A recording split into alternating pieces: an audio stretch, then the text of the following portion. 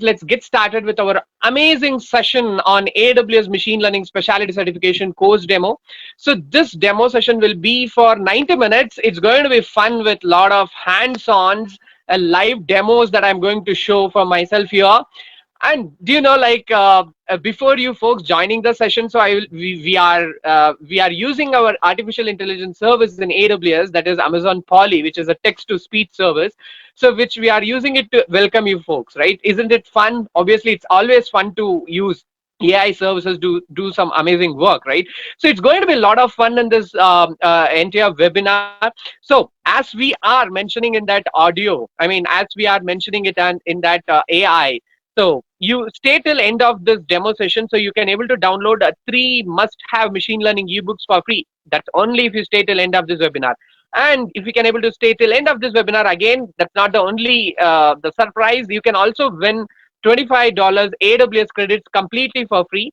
So yeah, few AWS credits that we are giving away. So stay till end of this webinar. This is going to be for 90 minutes, and we can have a lot of discussions over here. Okay, so let us get started. So what is this session is all about? That session is all about the AWS and machine learning, and it's about the certification course called AWS Machine Learning Specialty Certification course, which is making a lot of sound in a job market. We will validate everything today. Okay, it's going to be fun. Stay till end of this webinar. Okay, don't miss it. It's going to be awesome.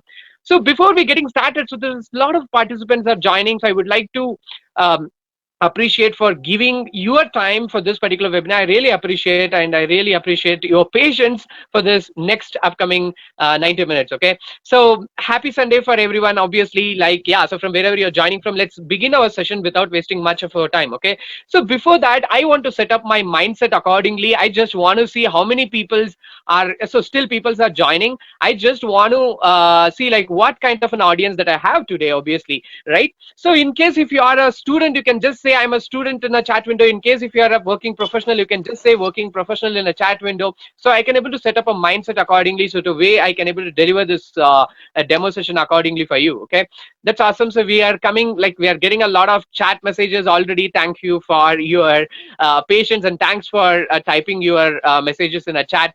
Obviously, we are getting a working professional student. I'm a working professional student. That's awesome. Awesome university student. I really appreciate folks. Okay, that's really makes sense. Thank you so much. Yeah, there's a lot of commands still coming on. I'm a working professional. Sunny said, okay. So Arvind said, I'm a working professional. Avinash said, professional. Awesome, that's good. Okay, so you know that anyway, you are obviously the familiar with the topic today about what is machine learning, right? So everyone talks about machine learning in the world, right? So machine learning, data science, data engineering, data analysis, people talk about a lot, right? Every company is working on AI, building a lot of things, making millions of money, becoming $1 billion industry. Lot of things are happening, right, in the industry. So we are going to talk about AWS and machine learning and this particular certification program. So, and we're going to talk about what is the value this adds for the let's say for the working professional students when you are getting into the career, right? So we're going to talk about a lot of things. So let us get started. So I just want to ask you one more question. So before we getting started with this session, I just want to know like how many people are already into ML and AI. Let's say if you are a beginner to ML and AI, you can just say beginner in the chat window. Otherwise, if you are experimenting with AI, let's say you can say intermediate. And in case if you're an expert, you can say I'm an expert. That's completely okay. So I can able to see like how many beginners we have, how many intermediates we have, how many experts we have over here. So I can able to understand, I can able to deliver the stuff accordingly for you. So I really appreciate again. So you know something, right? It's really makes sense. So we have a lot of different varieties of people who are joining. So let's make this particular webinar more productive, and obviously it's going to be a lot of fun obviously once after you leaving this webinar. So let us get started. As I mentioned, so stay till end of this webinar so you can download a three machine learning ebooks for free. I mean, the must have three machine learning ebooks for free, and you can also win $25 AWS credits. That's only if you stay till end of this webinar. Okay, so let me just quickly introduce myself. Obviously, we are doing a lot of webinar sessions, courses, hands-on workshop, lot of things. And previously, maybe few people might know that. Anyway, so again, so my name is Sharat Kumar. I'm from We work for a company called Citron Technologies. I'm a founder and CEO. So what exactly we do in a Citron Technologies is we are a product-based company in a first hand. I mean, what we do is in a product-based company. So we help companies to, let's say, migrate to the cloud, to build machine learning models for them. So we work with many different industries. It may be manufacturing, e-commerce, or maybe retail industries. So, and that's a one part of a company. And we also do this workshops. We are also into training space. So personally, I have done more than, let's say, 45 plus webinars, 50 plus workshops and courses, and I have trained more than 5,000 working professionals like you, obviously, right?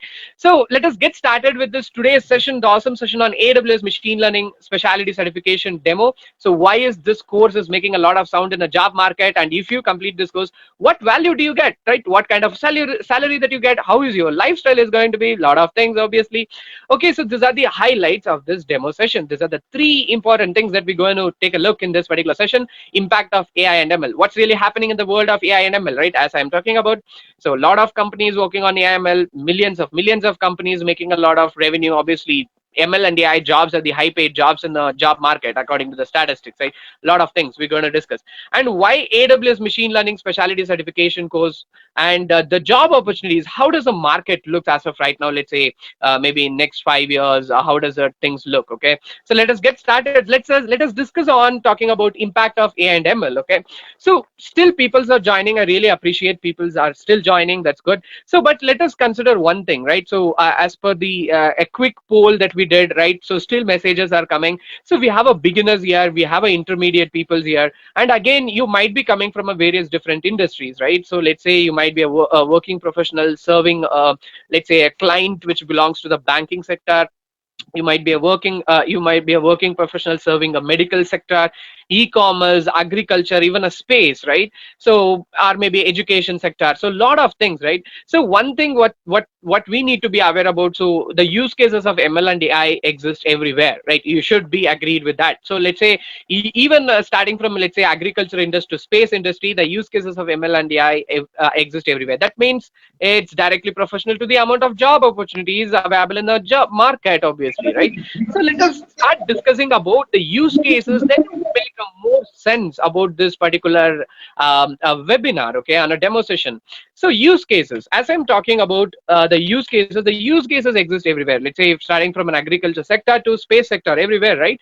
So let's say it may be NLP, natural language processing. It's a technique that we use in machine learning, basically, right? So especially for the use cases like sentiment analysis, text classification, chatbots. Obviously, who loves a chatbot? So chatbots are everywhere, right? If you go to e-commerce website, if you go to some customer support, if you go to let's say any blogs, everywhere there is a chatbots. And again, chatbots are ruling a digital marketing world like anything else, right? So it may be named entity recognitions. So let's talk about the sentiment analysis for a few seconds, then we will discuss about the another use case today. Okay, so obviously let's consider as part of a sentiment analysis, let's consider an e-commerce, the very famous e-commerce a site in our world. Obviously, we are talking about an Amazon.com or Amazon.in, so wherever you are coming from. So let's say, obviously, like you might be a customer of an Amazon. Obviously, you might have bought some few products from an Amazon. It may be electronic goods, blah blah blah, anything else, right? So let's say we have a practice each and every time we buy some goods from an Amazon. Obviously, then if you really like the product, let's say if you really like the product that is promised from that particular vendor, the features that particular product has been promised, right? So if you really liked it, so you're going to give a positive review for that particular product in an Amazon, isn't it, right? Obviously, we give a positive review for that particular product. So let's say in another phase, the particular vendor has supplied a damaged product to you via Amazon, right? Let's say all the promise that he has made on the features on that product has been not met. Let's say, what do?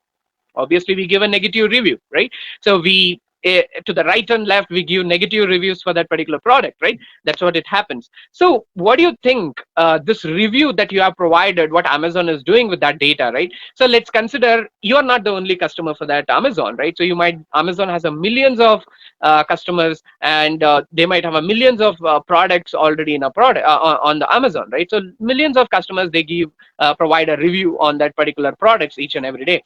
So what do you think Amazon is doing with that data? Just imagine that's a huge pile of data that Amazon has already.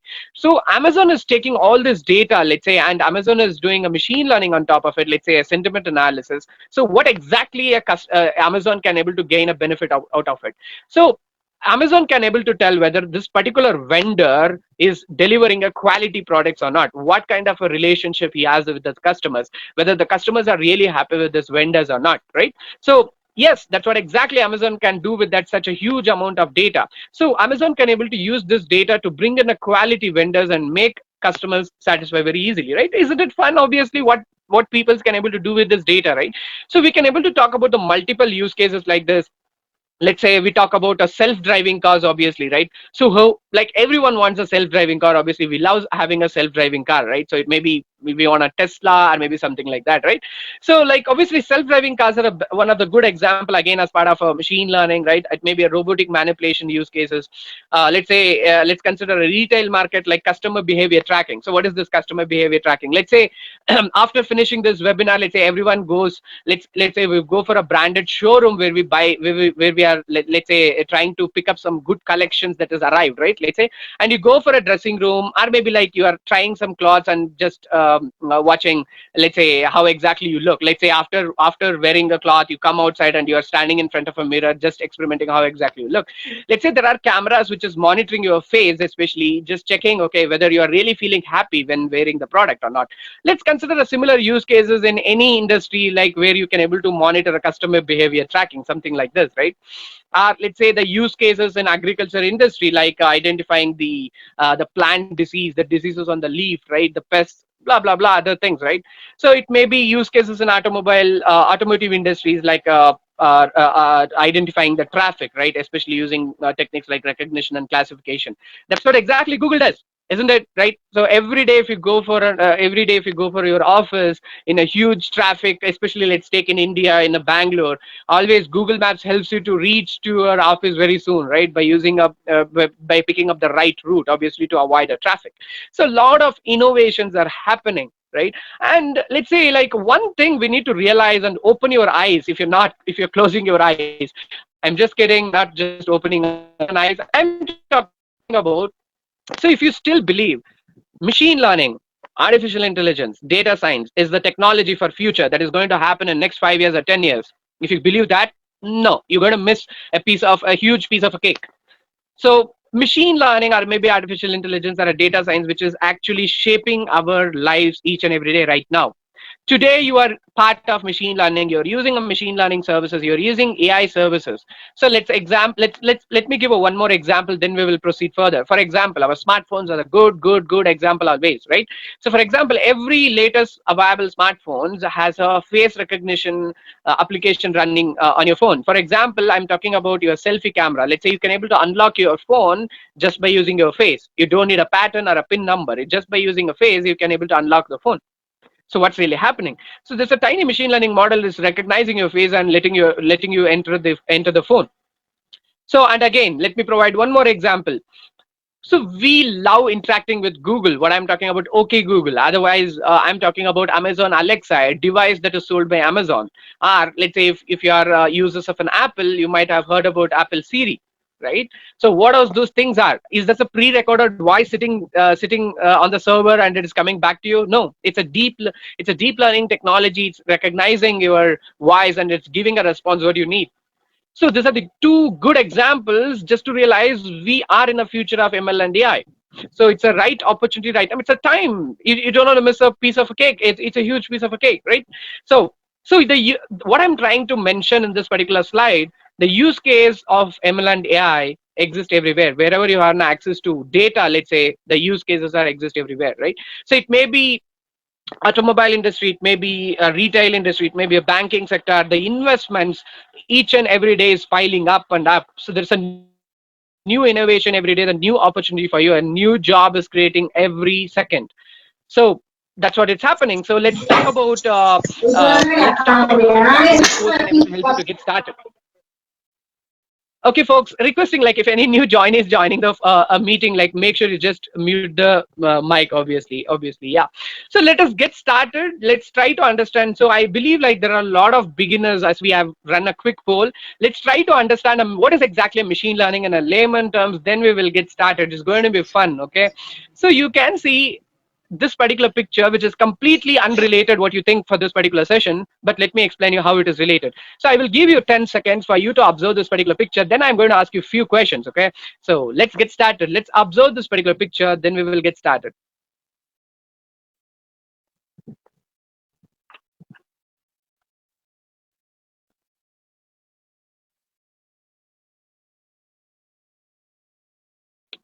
Awesome. That's good. Okay, so here is the questions. Okay, if you think this picture is completely unrelated, I'm going to explain the machine learning by using this picture. Okay, so what do you think that you can able to find in this particular picture? What do you see in this picture? What do you see in this picture? So just tell me in a chat window what exactly you see. Like I'm getting a message as I identify the dog. Hari said there's a dog, right? So Shaurabh said there's a dog park, right? So a lot of things are coming out right now. So thanks for your patience. So thanks for your messages in a chat window. So so yes, we can able to see a dogs here, right? I can see a one dog here. I can see another dog here. I can see a lot of grasses. I mean, I can see a trees and I can see a grass here. I can see a place where I can walk. I mean, the path, the bench where I can sit. I can see a men and I can see a women. Okay, that's not the question that I'm interested in asking you. What my question is very simple. How do you know this is a picture of a park? How exactly you can able to? How do you recognize this is a scenery of a park? How do you know this is a picture of a dog? How do you know this is a picture of a man? And how do you know this is a picture of a woman? And how do you differentiate a difference between a different breeds of dogs over here? How exactly you know this? So facial expressions, right? So that's what exactly Mohammed said. That's correct. But my question is, how do you know how exactly your brain processes this data? Where does you got this knowledge, right? So let me try to explain this by using this particular picture, the growth cycle of a human being, right? So let's consider a newborn baby, like he or she might be less than 1 year old. So what do you think a newborn baby less than 1 year old, he or she knows that? So barely he or she can able to recognize his father or maybe mother. Apart from that, if you display the same picture, maybe a baby couldn't recognize this is a picture of a park, grass, blah blah blah, nothing he knows, right? The brain is completely empty, right? There's no data that has been fed. So let's consider this entire the growth cycle of a human being as a graph. If you see, let's say when a baby grows, like a baby grows to some babysitting school or some primary school, whatever it is, right? So let's say now the person starts learning things, right? So how do we learn? Just observe this. How do we learn the data? I'm not talking about the books that you read. We learn from many different ways, right? So we feed data for ourselves in many different ways, right? So we feed a data by observing things visually, right? We feed a data through audio, by hearing things, by touching things, I mean the sense, right? So we feed our data in many different ways. We learn from our fathers, we learn from our mother, we learn from our books, we learn from our teachers, right? So a lot of things, right? So when the baby grows, let's say when he goes to high school, when he goes to high school, he will learn different stuff. Let's say he start learning mathematics, science, he will start learning machine learning, obviously. So a lot of things, right? So when what happens when the age grows is the more data that you consume, you become more experienced, you become more knowledgeable, right? So finally, let's say you become a senior person, and again, so finally we die, right? That's not the topic for today anyway. So what I'm trying to explain is the knowledge, I mean the exponentially grows up, right? So this is what exactly the thing, this is how exactly machine learning works. So all we are trying to do, so the same data that we consume, the same data that you consume, that we consume the data visually, we consume the data via audio, right? So in the same data that we are consuming, we are trying to teach this particular data to this dumb machines, then we are asking this machine to make some futuristic predictions. That's what exactly machine learning is. So let me try to put it in a very simpler way where you can able to understand the stuff. Let's say I have a file. So what kind of a file this can be? Let's say this is some kind of a CSV file, so or maybe Excel sheet, whatever you can able to imagine. Let's consider this is a CSV file where I have this is a basically a tabular data, isn't it, right? So let's say I have some 30,000 data points. I mean, I have 30,000 rows, for example. So I have a 3 years of data, right? So I have collected this data for 3 years. Let's consider, okay? So what do you think this data is about? Let's consider any different use case where it can able to help us to understand how exactly machine learning works. So for example, let's consider a electricity consumption data. So what do you mean by electricity consumption data? So let's say we pay electricity bills every month, obviously, right? So the bills of an electricity varies, depends on the seasons, right? In summer you pay very too much high electricity bills, and winter that depends on where you placed in a world, obviously, right? So let's consider I want to predict what will be my electricity bill forecast for the next 6 months. I want to I want to plan my electricity budget accordingly. Maybe your home, it may be your office, it can be any company that we are talking about, right, who want to do this. So all we are trying to do is we want to teach this data to this machines. Once this machine has learned all the data, so then I'm going to ask this machine to make some forecast. The forecasting says what is my bill in first month, what is going to be my bill in next second month, and what's going to be my bill in next third month. So this is what exactly machine is going to do. It's going to predict what's going to happen in the future, right? So it can be a tabular data that we want to teach. Otherwise, let's say we want to work on a image computer vision, for example, right? So instead of teaching this data, let's say I want to teach a visual data. Let's say I want to teach a picture of my cat, a picture of my dog. Let's say I have a use case where I want to teach all the different varieties of pet animals in the world, and once my machine has learned all the data, so then I'm going to ask my machine to predict what is the given picture has. For example, let's say I put up a camera over here. Let's say I have a camera, and I have in front of a camera I have a cat, picture of a cat. So then I ask my machine to predict what exactly you have in front of your camera. So my machine is going to tell it's a cat, it's a dog, it's a person, right? That's what exactly computer vision is. That's what exactly machine learning is. So the thing is, we take a data, we teach a data to that machine, so then we ask that machine to make a futuristic predictions. Isn't it very simple, right? Obviously that's what exactly machine learning is. But more to come inside. Obviously that's a very simplest way of understanding. But what is technical definition for machine learning? So machine learning is a study of an algorithm and a mathematical model that computer system uses to progressively improve their performance on a specific task. It looks complex, right? It's very simple. So the things are very simple. Let me put it in this way. So machine learning is all about teaching a complex mathematical models to your machine. So once your particular machine understands the complex mathematical models, we ask that machine to make some futuristic predictions. Do you have what do you find in that particular picture? Is it a cat? Is it a dog? So we ask that machine to predict, right? So we ask the machine to make a forecasting. So here comes a typical workflow of any machine learning model that you build and you want to deploy it in a production ready environment. So so here comes the deal. So every data scientist, let's say I have seen a lot of intermediate peoples are there. There are a few experts also joining the session. So obviously, in case if you're a data scientist, if you're a machine learning engineer, you know how to build a model, right? But what about how to deploy a model in a production ready environment? So how do you maintain your model after deploying in your production ready environment? I'm talking about something called MLOps, right? How do you deploy a model, and how do you monitor your model, and how do you retrain your model again? How do you redeploy your model again, right? So what are the pipelines that you need to build, right?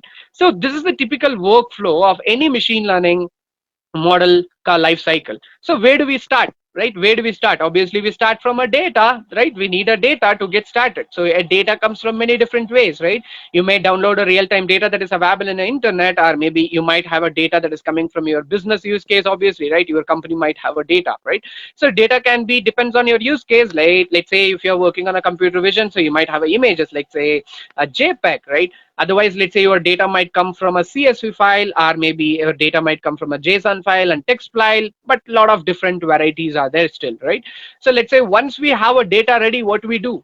Obviously, once we have a data ready, we do something called data preparation. What do you mean by data preparation? It's very simple things. We go to kitchen, we carry some spices like masala, we carry some salt, we start preparing it, right? I'm just kidding. So it's similar to that. It's similar to cooking. So what is data preparation? So let's say when it comes to a real-time data that is coming from your business use case, so your data will come with a lot of garbages. I mean, it will have a lot of outliers in a technical terms, a lot of missing values, missing data. So what do you mean by missing values, missing data? Let me provide you a good example. So let's say once after completing this webinar, I'm going to share a feedback form for everyone to fill up, and you're going to let's say in that particular feedback form I have asked few couple of questions. So regarding this particular webinar, let's say I want everyone to fill up that. So then once I have the data, I'm going to train a machine learning model just to predict how many people really like my webinar. right? So this is the thing that I want to build. But the problem is not every participant is going to fill up all the questions. Maybe few participants, they may not know the answer to that particular question, or few peoples might forget to fill up that, right? So we will be having a problems with that. That's an example for missing values, right? So your machine need a quality data, not a missing data, not a garbage data. So what you need to make sure in a data preparation, you need to make sure you clean up your data, you provide a quality data. It's a complete data what we need, right? So once we have our data ready, so then we use some kind of an IDEs. What is IDEs? The place where we write a code, obviously, right? So what kind of a code? It may be any code that you like. Maybe if you use Python, you use R, JavaScript, C++, anything that depends on your particular use case. Let's say we use an IDE called Visual Studio Code, for example. Otherwise, let's say we use a very famous IDE, Jupyter Notebooks, obviously, which is powered by Anaconda. So Jupyter Notebooks is again a web-based IDE where you just by a inside a web browser itself, you can write a code in Python or maybe any other different languages. So once we have our code setup ready, so the code setup is for training a machine learning model. So once your code setup is ready, then we pick up a particular CPU. Obviously, you need a CPU or GPU to train a machine, right? I mean, to train a data to your machine. So let's say once we pick up a particular instance, so then we start training a machine, and once your machine is trained, it produces a product called model. So once it has produced a model, so then we do testing. So what is this testing? So we pass some testing data basically to test whether this model is making a valuable predictions or not.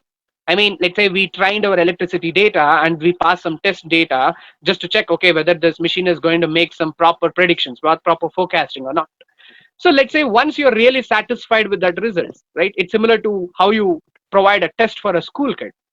Once your school kid has passed that particular test, obviously will be going to the next grade in the school, right? It's similar to that. So let's say once your machine has given a proper results, then we will go and deploy that model in a production ready environment. So where do we deploy? Obviously in a cloud. It may be AWS, it may be Google Cloud, it may be Azure, it can be anything. It depends on a use case. So let's say once we deploy a model in a cloud, so once after the deployment is done, so then we build a front end applications, or maybe like a Android websites, and maybe a batch prediction that you want to do. So we build that applications where your customers, where your users can able to come and interact with that. So what do you mean by deployment? It's similar to how you host your website. Let's say you want to host your website on your name, for example. So what do you need? You need a server, you need a hosting space, you need a domain, right? Something like that. So it's similar to that. Hosting of a model is similar to that. We need a server where we can host it, right? So then we need other couple of tools to maintain the pipeline, right? So let's say, for example, in AWS we use tools called Amazon SageMaker to deploy a model, right? So once after you deploy a model, this is where your users comes into the picture. Your users comes and interact with your model. Here your user again inputs a lot of data. So again we collect this data once again, and again we use this data to retrain your machine learning model. So this cycle continuously, it's keep on running. Again we retrain your machine learning model, again we deploy.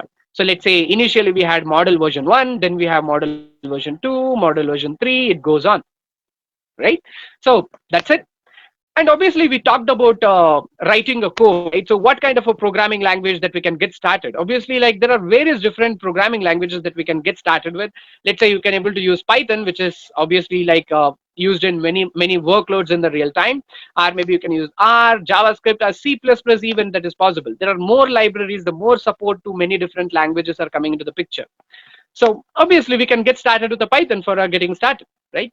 So let's say we are talking about a course called AWS Machine Learning Specialty. So why it is called as a specialty? For a reason, it's a specialist level certification program which is available in a job market. So in order to become a specialist, okay, in a machine learning, so what are the things you need to know?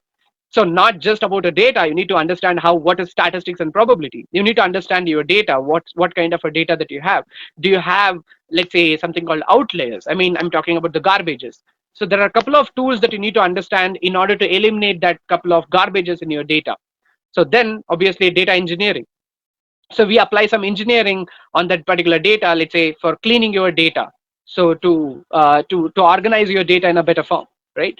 So or maybe using a data visualization tools, especially to understand how your data is organized. For example, let's say we can able to use data visualization tools like box plots and whisker plots, basically to find if there is any, let's say, a garbages in that particular data. Especially, I'm talking about outliers in the data.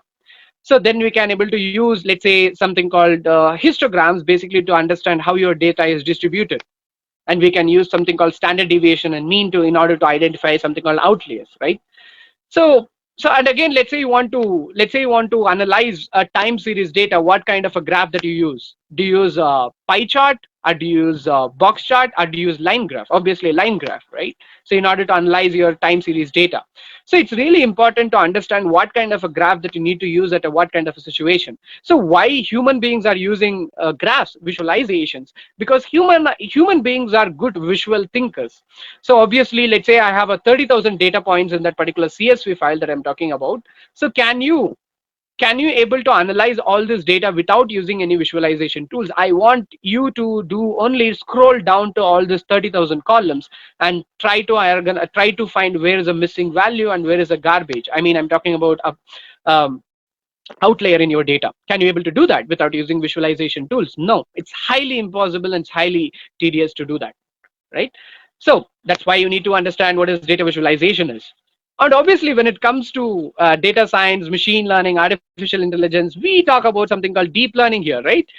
Obviously, when the concept comes to deep learning, you might have seen these pictures in the internet, which looks like a circles here, right? So what is this especially? What does this circles represents, right? So let's now forget about a machine learning for a minute. Let's think about how our human brain works, how our human brain works, right?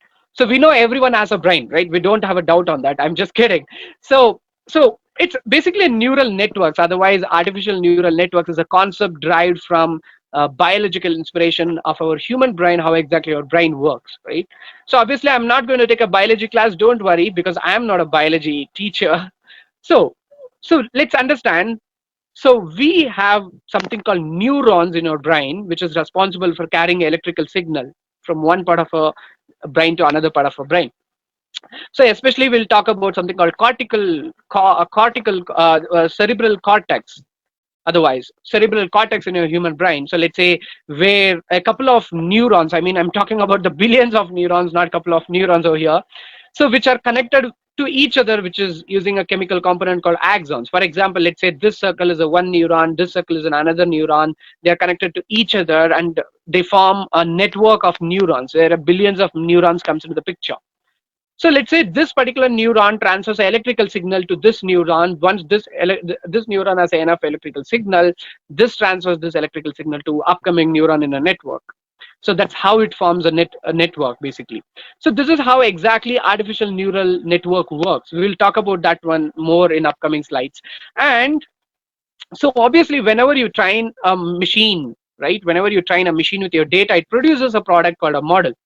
And let's say it depends whether you use CPU or whether you use GPU, right? So but the situation is completely different when you use GPU. I'm talking about graphical processing units. So where do we use GPUs in a first hand? Obviously, right? So GPUs are used especially for the very compute intensive jobs. Let's say we are working on a computer vision. For example, let's say you want to predict who is standing in front of a camera, whether it's a whether it's an apple, whether it's a mango, it's a human being, it's a dog, it's a cat, whatever it is, right? So basically, again, it's an inspiration from biology. It's from a human eyes. So cortical columns, which is a part which is presented in a human eye. So again, I'm not a biologist teacher here. So cortical columns is again a specific part in the human eye.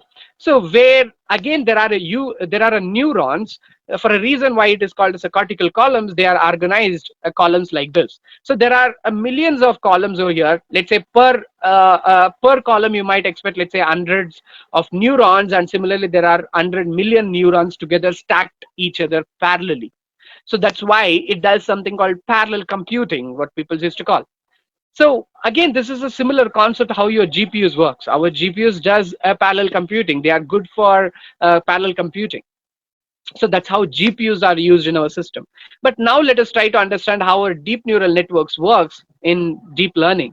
So this is the best example for deep neural networks. So the idea is very simple, okay? So you provide an input over here and you get an output over here. That's it, as simple as that. Isn't it fun?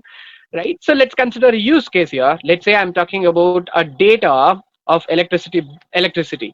I mean, let's say I have collected electricity data of my home. How much electricity data does my washing machine, what a geyser, maybe any other electronic appliances that consumes, right? Let's say I collect various features from it. Let's say I collect a current, I collect a voltage. Let's say I collect other features like RMSC.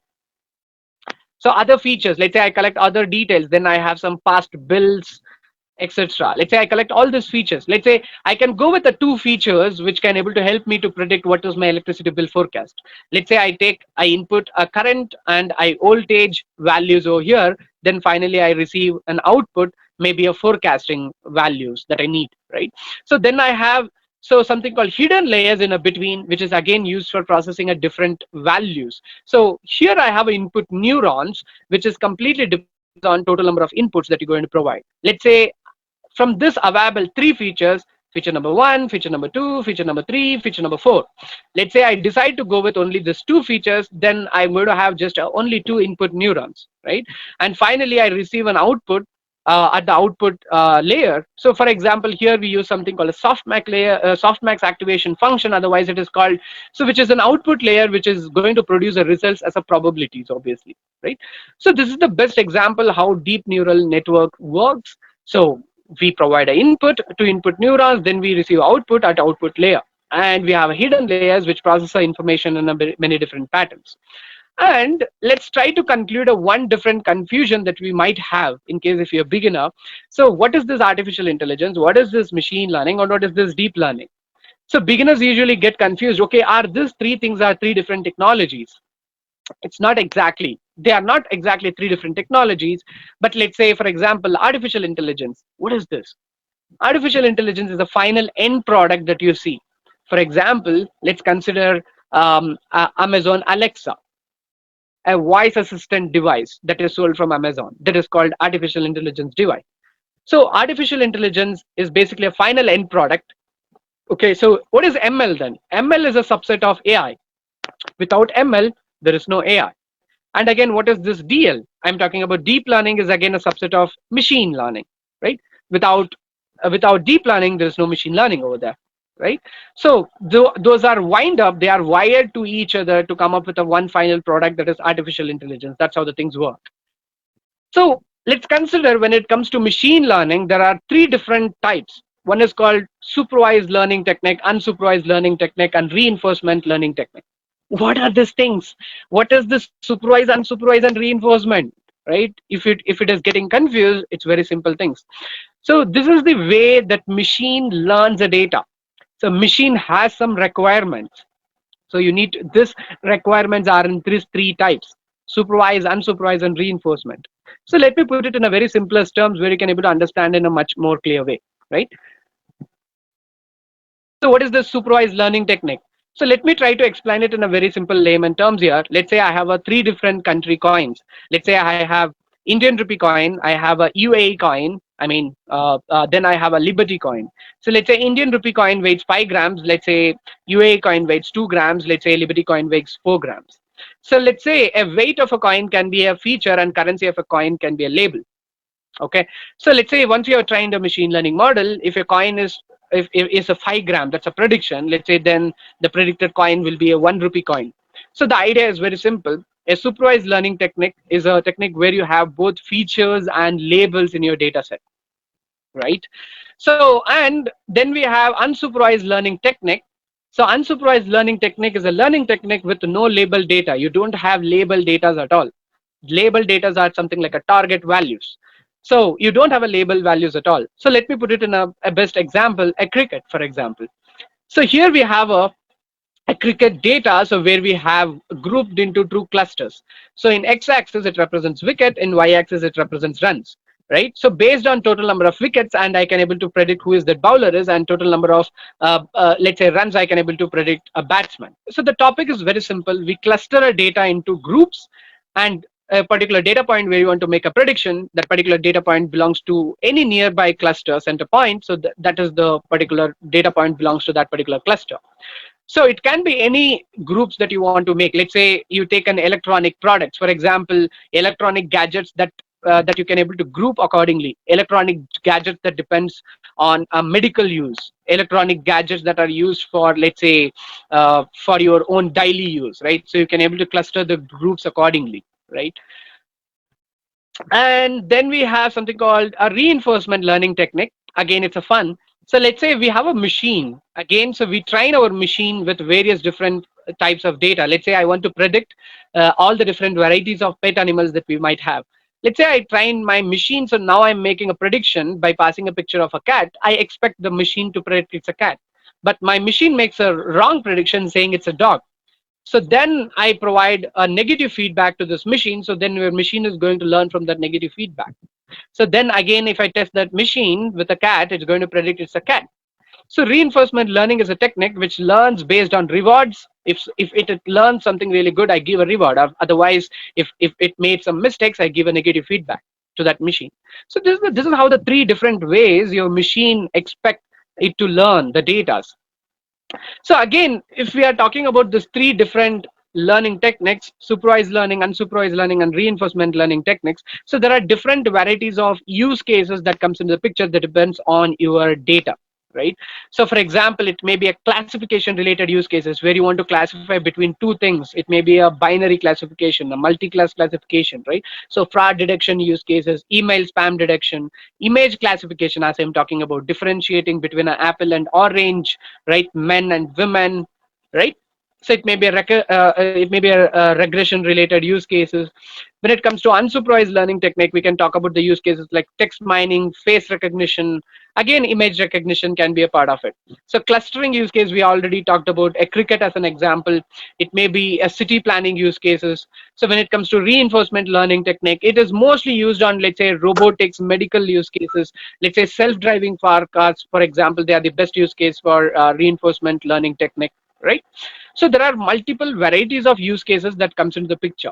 But let's say, so when you want to train a machine learning model, we usually come up with the 7 steps that we want to do when it starts from our data. Let's say first we do something called gathering a data. You get a data from your business, you get a data from internet, right? So then we do data preparation. So once we have done a data preparation, then we choose a model. So then we train a machine with that particular data that we have collected. So then we do evaluating your model. Basically, let's say once your machine learning model is trained, we test your model with the testing data that we might have. So once you're satisfied that results, or if you're not satisfied with the results, then we do something called hyperparameter tuning. It's similar to how we tune our radio, make sure to get a proper frequency, I mean proper audio, right? So we make sure we tune our machine learning models until we get the expected results. So then obviously if your model is ready, then we can able to make a predictions, and then we deploy a model to a production ready environment. So a various different kinds of algorithms that you can able to use. It may be regression use cases, classification use cases, or maybe clustering use cases, right? So, and again, it may be an algorithms, it may be like a frameworks, like let's say a TensorFlow, Keras, PyTorch. Those are the ML frameworks. Those are mostly an open source frameworks that you can pick from an internet that you can able to use to get started with a machine learning very easily. So so now let us talk about, we understand some basics about ML and AI. What are the things you need to have, right? So now it's very important slide where you need to really focus on. So we understand what is exactly machine learning is. We understand what is exactly data science is. We understand what is AI is. We understand how the data, what are the steps that we cover. But let's try to understand what's really happening in a industry. So why AWS especially playing a very important role over here. So why AWS machine learning specialty certification course? So here there are a lot of beginners, there are intermediate people, there are even experts. So machine learning, creating a model and getting a predictions from it, it just not happens in a overnight. So there are many stakeholders. Let's say tomorrow everyone wants to work in a company where we want to work in a machine learning projects tomorrow. That's what the goal is, right? Getting a fancy job and getting a good paid job. Obviously machine learning jobs are high paid jobs in a job market. So are you the only person just ask this question: are you the only person where you're going to start from preparing your data, cleaning your data, and training a machine learning model, and deploying a machine learning model in a production ready environment, and again monitoring your model, again monitoring for drifts in your model, and again retraining your model, again redeploying your model? Are you the only person who are going to do that? No, it's not going to work like that.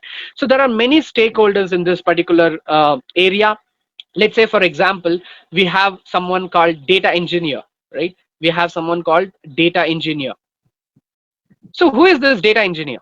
So let's say a data engineer is someone who takes a data from your business use case, or maybe he sets up a pipeline to bring in a data. So let's say, for example, you're working on a digital marketing campaign where a data engineer builds a pipeline to collect the data and organize the data in some kind of a data lake, right? So that person makes sure the data is clean enough, okay, and he removes all the outliers in that data if possible, if it is doable from his side. So basically a data engineer sets up a pipeline. So once the data is ready, okay, so he provides the data to a data scientist. So data scientist, so he provides the data to this data scientist, and now a data scientist will take a decision. So what kind of an algorithm do I going to use? Am I going to use let's say classification? Am I going to use regression? Am I going to use any ML frameworks like TensorFlow? Am I going to train my model on PyTorch? Any different kinds of an algorithm, right? So once this particular data scientist has taken a decision, he has trained a model, so now a data scientist will produce a product called a model. So now a data scientist has produced a model. So now this data scientist hands this particular model to a machine learning engineer.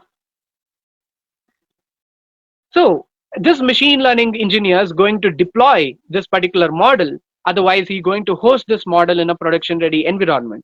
So now what is machine learning engineer is going to do apart from deploying? He is going to take care of monitoring this model and take caring if there is any drift in your model. And in case if there is any drift, he will make a decisions accordingly, whether do we need to retrain this model again, whether we need to do any other changes in the model.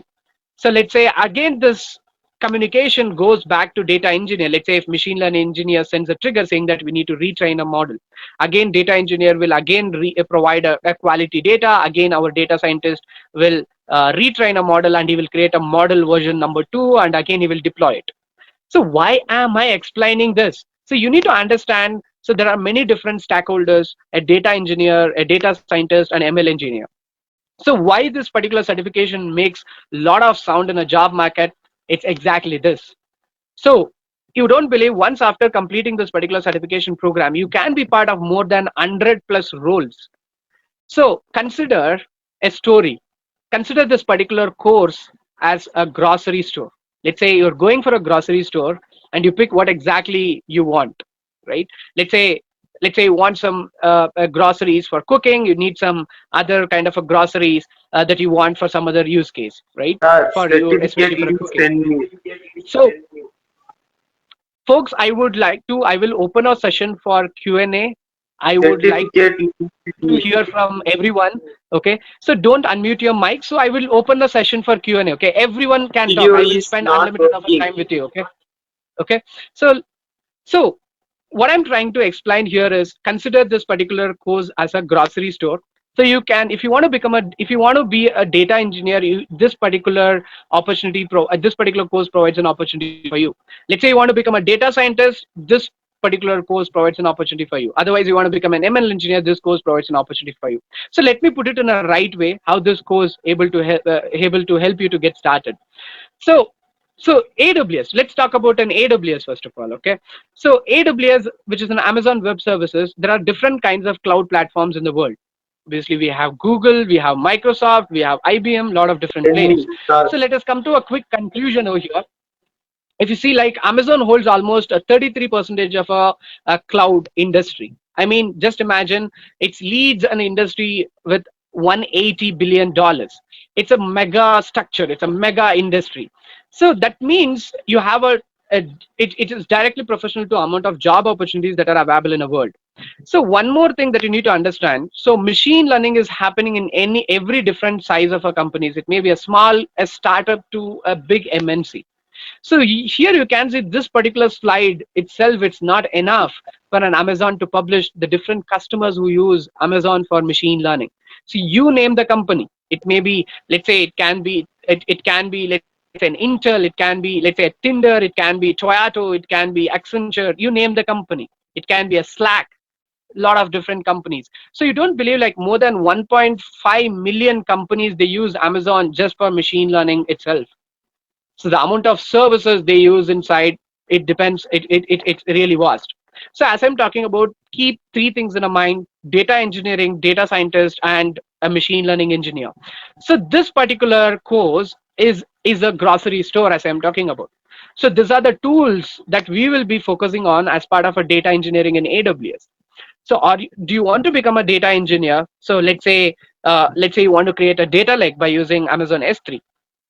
Or let's say one more possibility, let's say when it comes to creating a model, let's say your data scientist will ask, okay, so I'm going to pick this particular algorithm. This particular algorithm expects input data as a JSON files.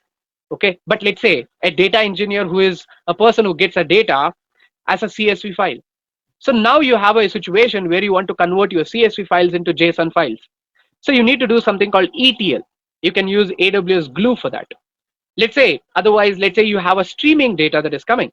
Let's say you're working on a digital marketing company where you have a stream of data, a streaming data that is coming into the picture.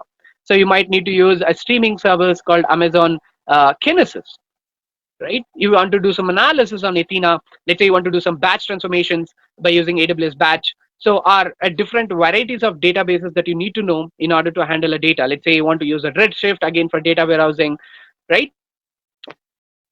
So when it comes to data analysis, obviously, like visualizing a data and getting insights from that particular data is really important. So what kind of a tool that we're going to learn in this particular certification program, which is mandate for any data analysis? You don't believe like you can use a QuickSight, a very powerful visualization tool, which is similar to Power BI, without writing any line of a code. A data analyst can able to get a complete insight on this data. He can able to find outliers on this data by simply uploading a data to QuickSight. So otherwise, you need to know container services in AWS like ECR, Elastic Container Registry, or Kubernetes on AWS, or maybe a big data services on AWS, like how can I use Hadoop? How can I use a Spark streaming on AWS by using Elastic MapReduce in AWS? So everything comes under a data over here, right? Otherwise, let's say IoT services when it comes to let's say edge computing. Let's say I have a use case where I want to deploy my model, where your customer want to deploy a model instead of a cloud. He want to deploy his model on his premises, on a tiny edge devices, right? So, and once we are done with data engineering, data analysis, this is where we going to start AWS ML stack.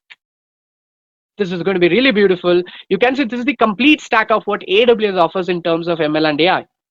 So, so the beauty is, so here we have categorized into like a three things: AI services. What is AI again? It's a final end product, right?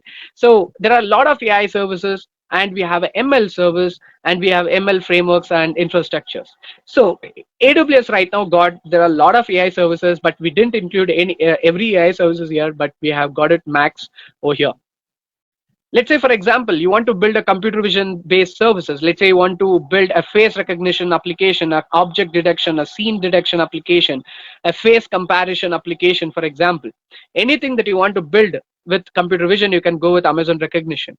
Otherwise, do you have a speech related services? If you don't, if you see, like if you are a person who joins our session very early, let's say if you have signed up around 7 p.m. IST, you might have seen an audio voice which is welcoming you folks to the session, right? It's an Amazon Poly, which is a text to speech service.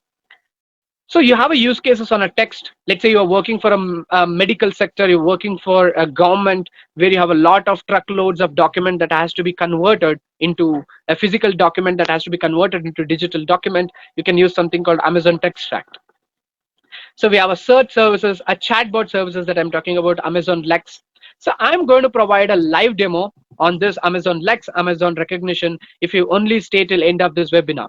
So as I'm talking about, if you stay till end of this webinar, you can able to download 3 machine learning ebooks, the must have machine learning ebooks for free, and you can also win $25 AWS credits if you only stay till end of this webinar. Okay, so yeah, so we are talking about Amazon Lex, which is a complete customizable chatbot service. You know that chatbots are ruling the world. So anywhere if you go, like, there are chatbots, so there is no human beings sitting in front of you and chatting with you. There is a chatbot which literally answering your questions. So personalization services and forecasting services. Let's say you have a time series data that you want to forecast, and you want to understand, you want to forecast what's going to happen in next 6 months, right? So here is the exact service that you need to use, right? So for example, we are talking about the electricity bill forecasting service. Let's say you want to, you just get this data inside Amazon forecast without writing any line of a code. Today you can able to generate your forecast. Let's say a fraud detection service. Let's say you are working for a banking sector. Let's say you want to work for a cyber security. You want to identify online transaction frauds, debit card frauds. Here is a service, Amazon Fraud Detector. So if you're a developer looking for services related to AI and ML, so you can use Amazon Code Group or Contact Lens in terms of, let's say, a customer service platforms. And very importantly, I'm talking about ML services, a machine learning service, Amazon SageMaker. So this is where every data scientist, machine learning engineer, data engineer has to focus on.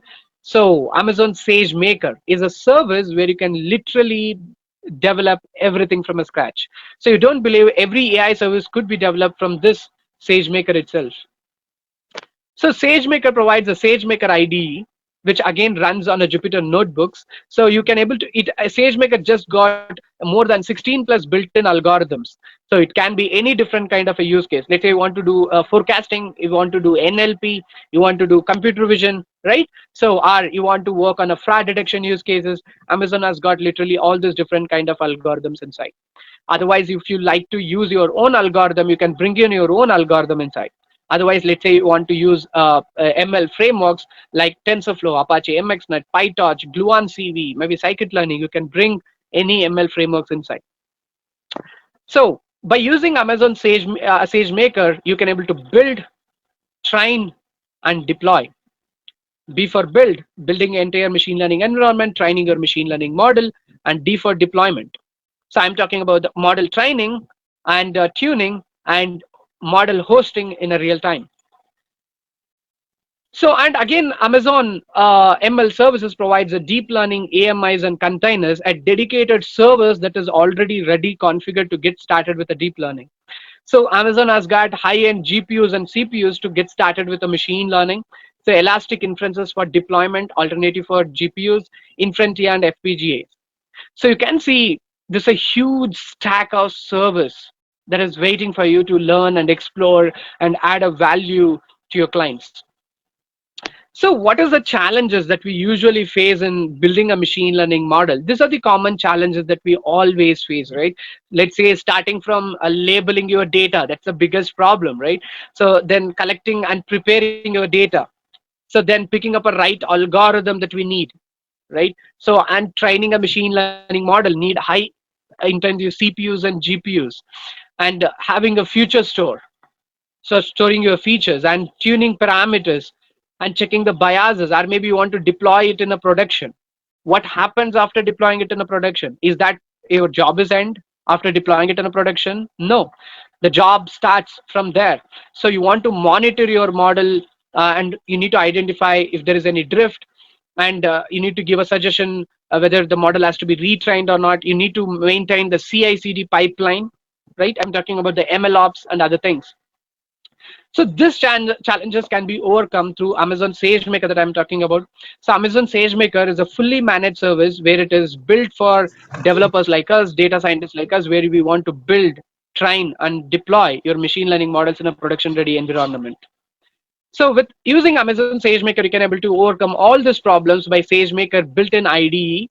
So labeling data is made very easier, and again picking up an algorithm by using 16 plus inbuilt algorithms and different ML frameworks that you can able to bring in inside.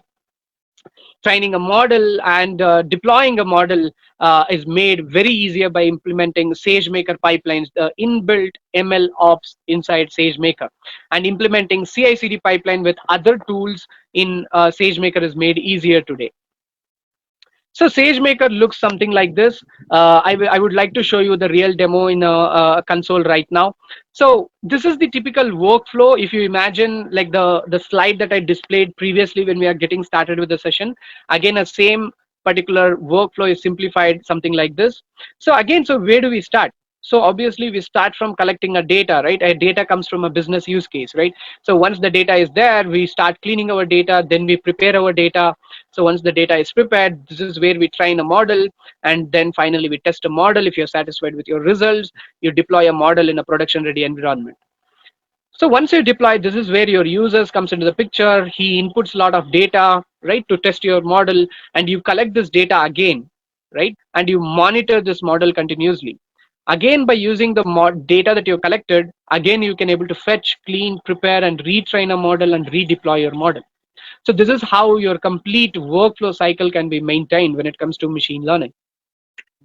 So SageMaker powers many different use cases. It may be predictive maintenance use cases in manufacturing industries. It may be demand forecasting use cases, fraud detection use cases. It may be financial services use cases like credit card predictions, extracting, analyzing your documents. It may be medical use cases, legal documents that you want to analyze, a computer vision, a full-fledged computer vision services, or maybe let's say autonomous driving use cases, or maybe recommendation use cases. Amazon has got dedicated recommendation algorithms that you can able to get started. You won't believe.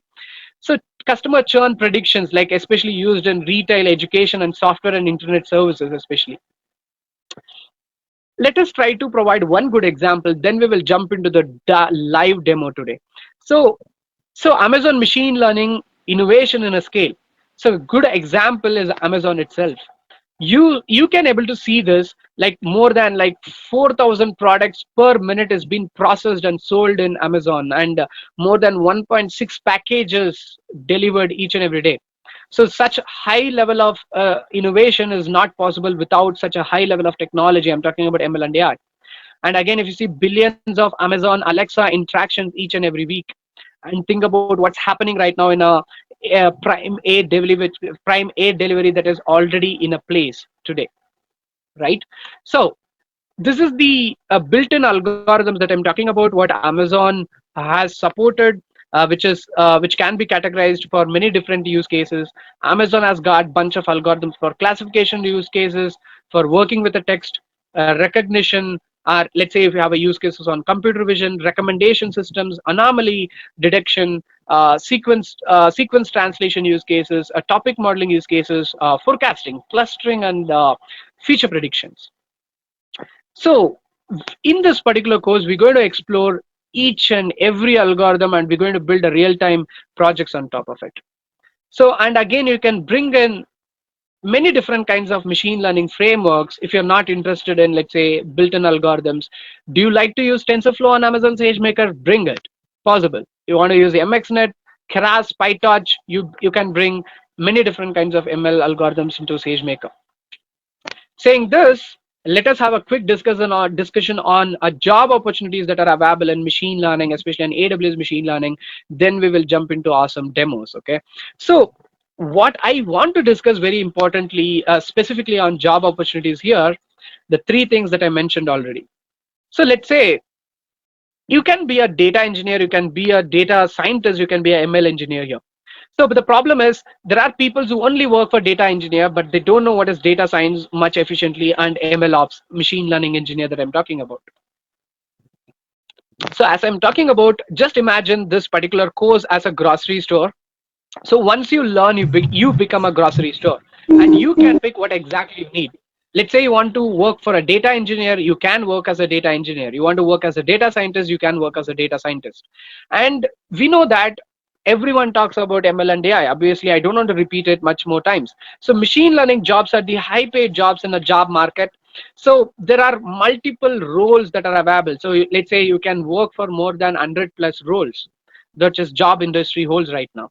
Obviously, this data which we got from itjobworks.co.uk, you can just go and check it out. This clearly explains where we are heading for the next 10 years or maybe next 20 years that you're talking about. So the trend will keeps on going up. So the trend usually you can see it started picking up in 2009 and its trends keep on going up. So that means there are a lot of job opportunities. Each and every industry has a different kind of use cases.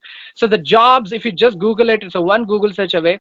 There are different roles are available for you to get started and check it out the pay scales that you can able to get per year, right? You may be based out of Mumbai, you might be based out of Karnataka, let's say Bangalore, right? You may be based out of UK. The use case and the industries exist in many different countries, obviously. So LinkedIn says right now, if you Google it, there are 1,000+ jobs that are available right away. So you can able to apply it. You may be a fresher. That's completely okay. You can become a junior data scientist. You can be a junior data engineer. There are different varieties of jobs that is available for you to get started. So Naukri says, okay, right now if you Google it, there are more than 3,000+ jobs. So let us have a quick job analysis. That is something that we uniquely want to do it here. So let's say once you complete this course, as a grocery store, you pick what you need. Let's say you want to become a data engineer. As I'm talking about, you need to be aware about few tools like Hadoop, Kafka, Python, AWS services, especially let's say EC2, EMR, Redshift, and we talked about Glue, data pipelines, data step functions, all the stuff, right? So everything that you need as part of data engineering, S3, Kinesis, Hadoop systems, all the stuff. Let's say there is a company that is hiring for Amazon SageMaker that I'm talking about, Mindtree. So they need some few hands-on experiences on ML and DL data pipelines and building deploying a model and maintaining those pipelines, CI/CD that I'm talking about. So experience in Amazon SageMaker, having hands-on experiences, especially on various different kinds of models like RNN, ResNet, ResNet 50, ResNet 18, you name it, and having experience on other AI services. You just check it out. You won't believe there are AI service. There are companies who just hire for AI services only. I'm talking about Amazon Recognition, for example. There are companies who just hire for AI services. You need a hands-on experience on recognition. You need a hands-on experience on Lex, right? So just check it out. So Wipro, Hyderabad, Telangana is just looking for a person who is interested in, who has experience in Amazon SageMaker, the hands-on experience, hyperparameter tuning, batch transformation, and just check it out. So Lambda, experience in API gateway, AI and ML services, right? And here comes a built-in algorithms, built-in models that I'm talking about, the particular slide that I showed you. So AWS AI services, the entire AI services that I'm talking about. So this particular AI services. So, and one more wonderful thing is, in order to learn this particular AI services, you don't need any programming experience so much. You don't want to be a big expert to learn that. It's very simple to learn. Saying that, now let us have a discussion. This is the data that we got from a Glassdoor. Glassdoor says an average salary for a machine learning engineer in India, it starts from 1,500K, that is 15 lakhs per annum. And just check it out, the maximum salary, it's a 7,000K per annum. And check it out, the minimum salary. If you just start today, and the minimum salary for you is going to start from 500K per annum, right? It corresponds to this particular hiring companies. Saying this, why don't we get started with AWS? Let us taste AI today. I'm going to show you some few demos, then we will talk about more about this course. Okay, let us get started. Obviously you have checked it out. In case if you have joined early, you might have checked out this first, the one AI that we are using basically to welcome you folks to this particular live session. I'm talking about Amazon Poly. So Amazon Poly is a text to speech conversion platform which we used today during a session to welcome you folks to the session. What it does, very simple thing, converts a text to audio. You can listen to this one more time, then we will move on to the next demo. Hello, folks. I'm an artificial intelligence powered by Amazon Polly. This is not a pre recorded audio. Welcome to the 90 minutes AWS Certified Machine Learning Specialty Certification Demo Session. Our live session will start in a few minutes. Do you know? We have planned a free giveaway for this session. Complete the session and download 3 must-have machine learning ebooks for free.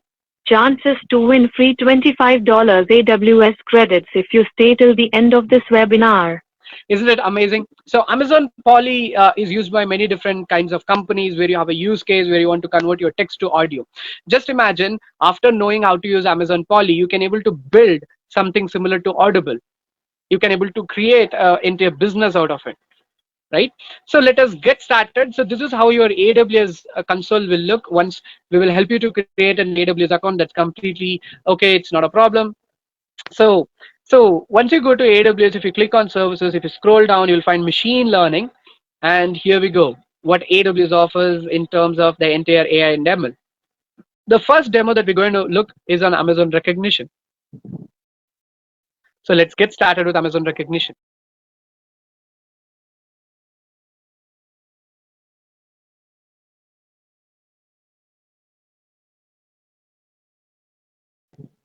What is Amazon recognition?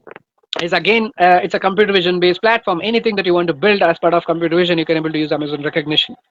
So Amazon recognition provides this use cases, supports these use cases like label detection, image moderation, facial analysis, celebrity recognition, face comparison, text and image, PPE detection, and real-time video analysis. So let us get started with the label detection.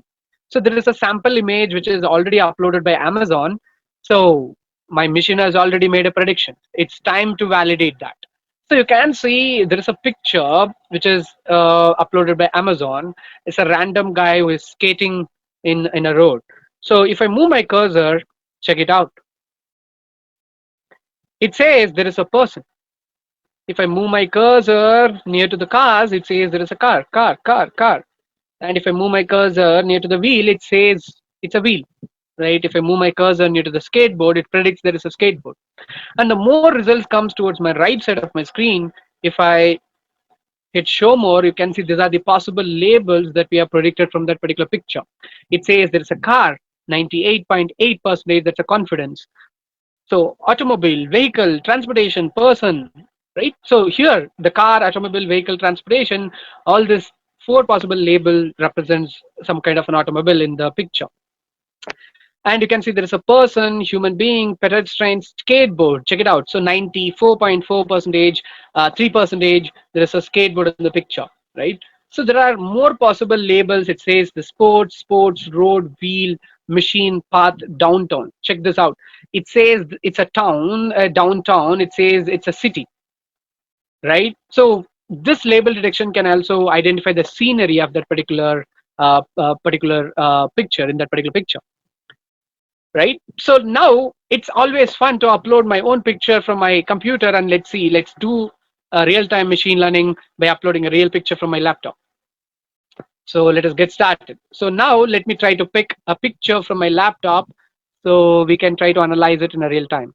So I'm going to pick a picture of this one. Okay, here we go. You can see this is the picture of a desk. You can see there's a lot of items in that particular picture, right? So you can see there is a lot of electronics, there's a computers, there are laptops, blah blah blah, right? If I move my cursor, you can see it says there is a computer keypad, it says it's a monitor, laptop, again it says computer keypad.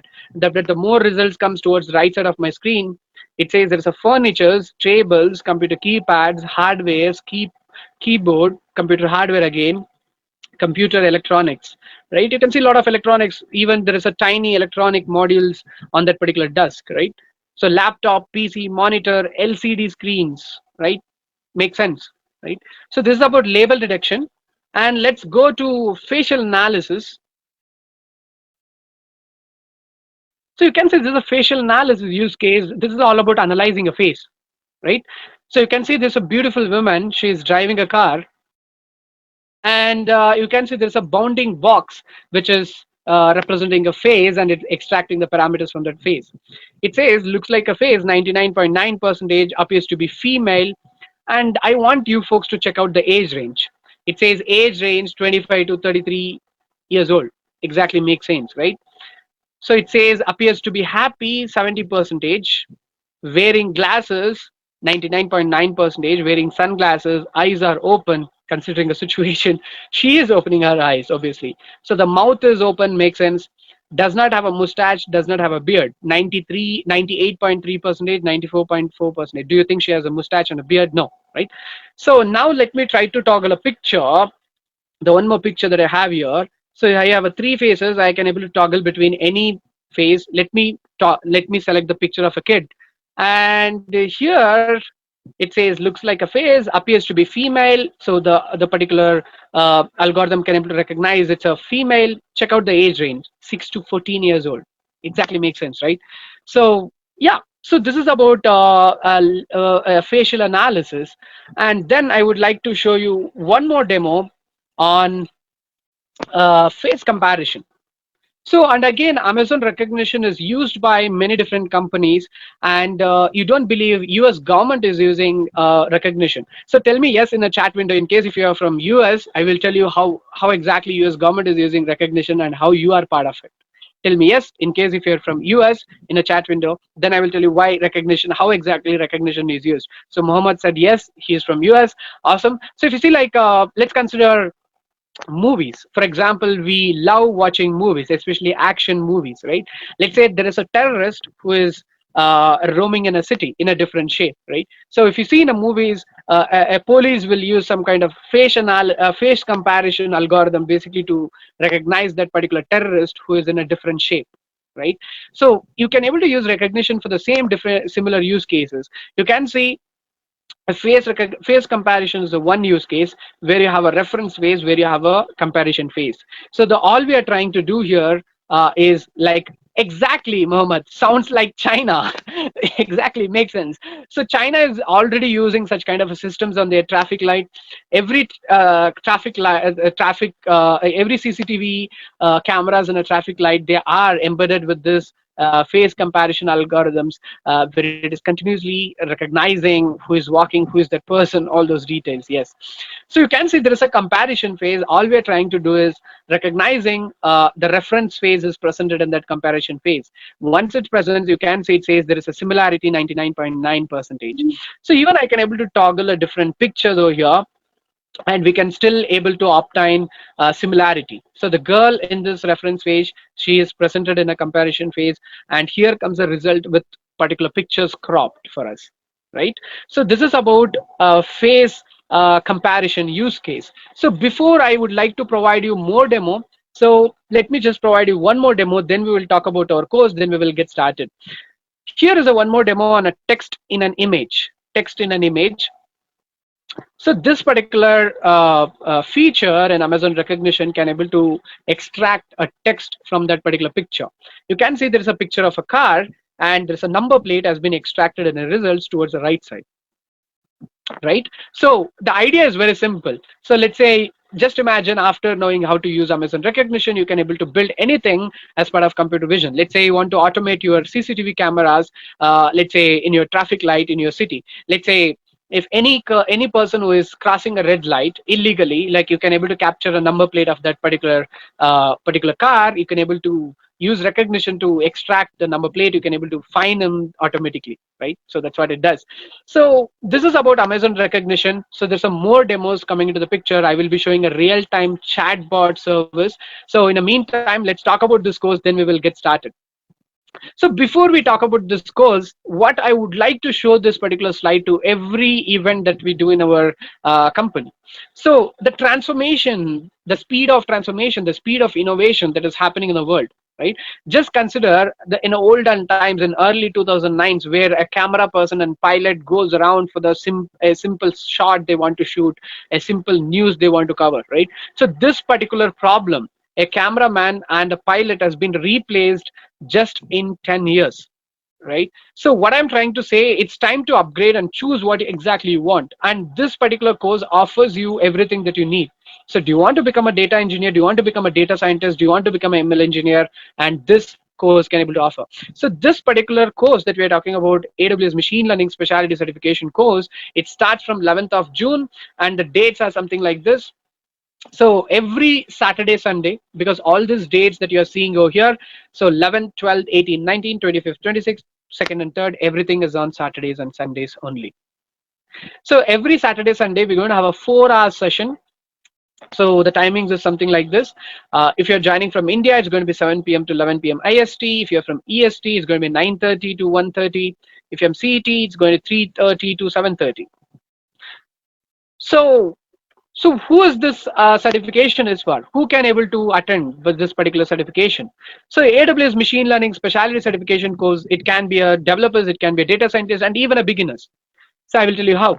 So there are three categories of audience who usually attend our particular this particular course. So one is working professionals who want to complete this course and they want to write an exam to AWS and they want to receive a credibility certificate from AWS.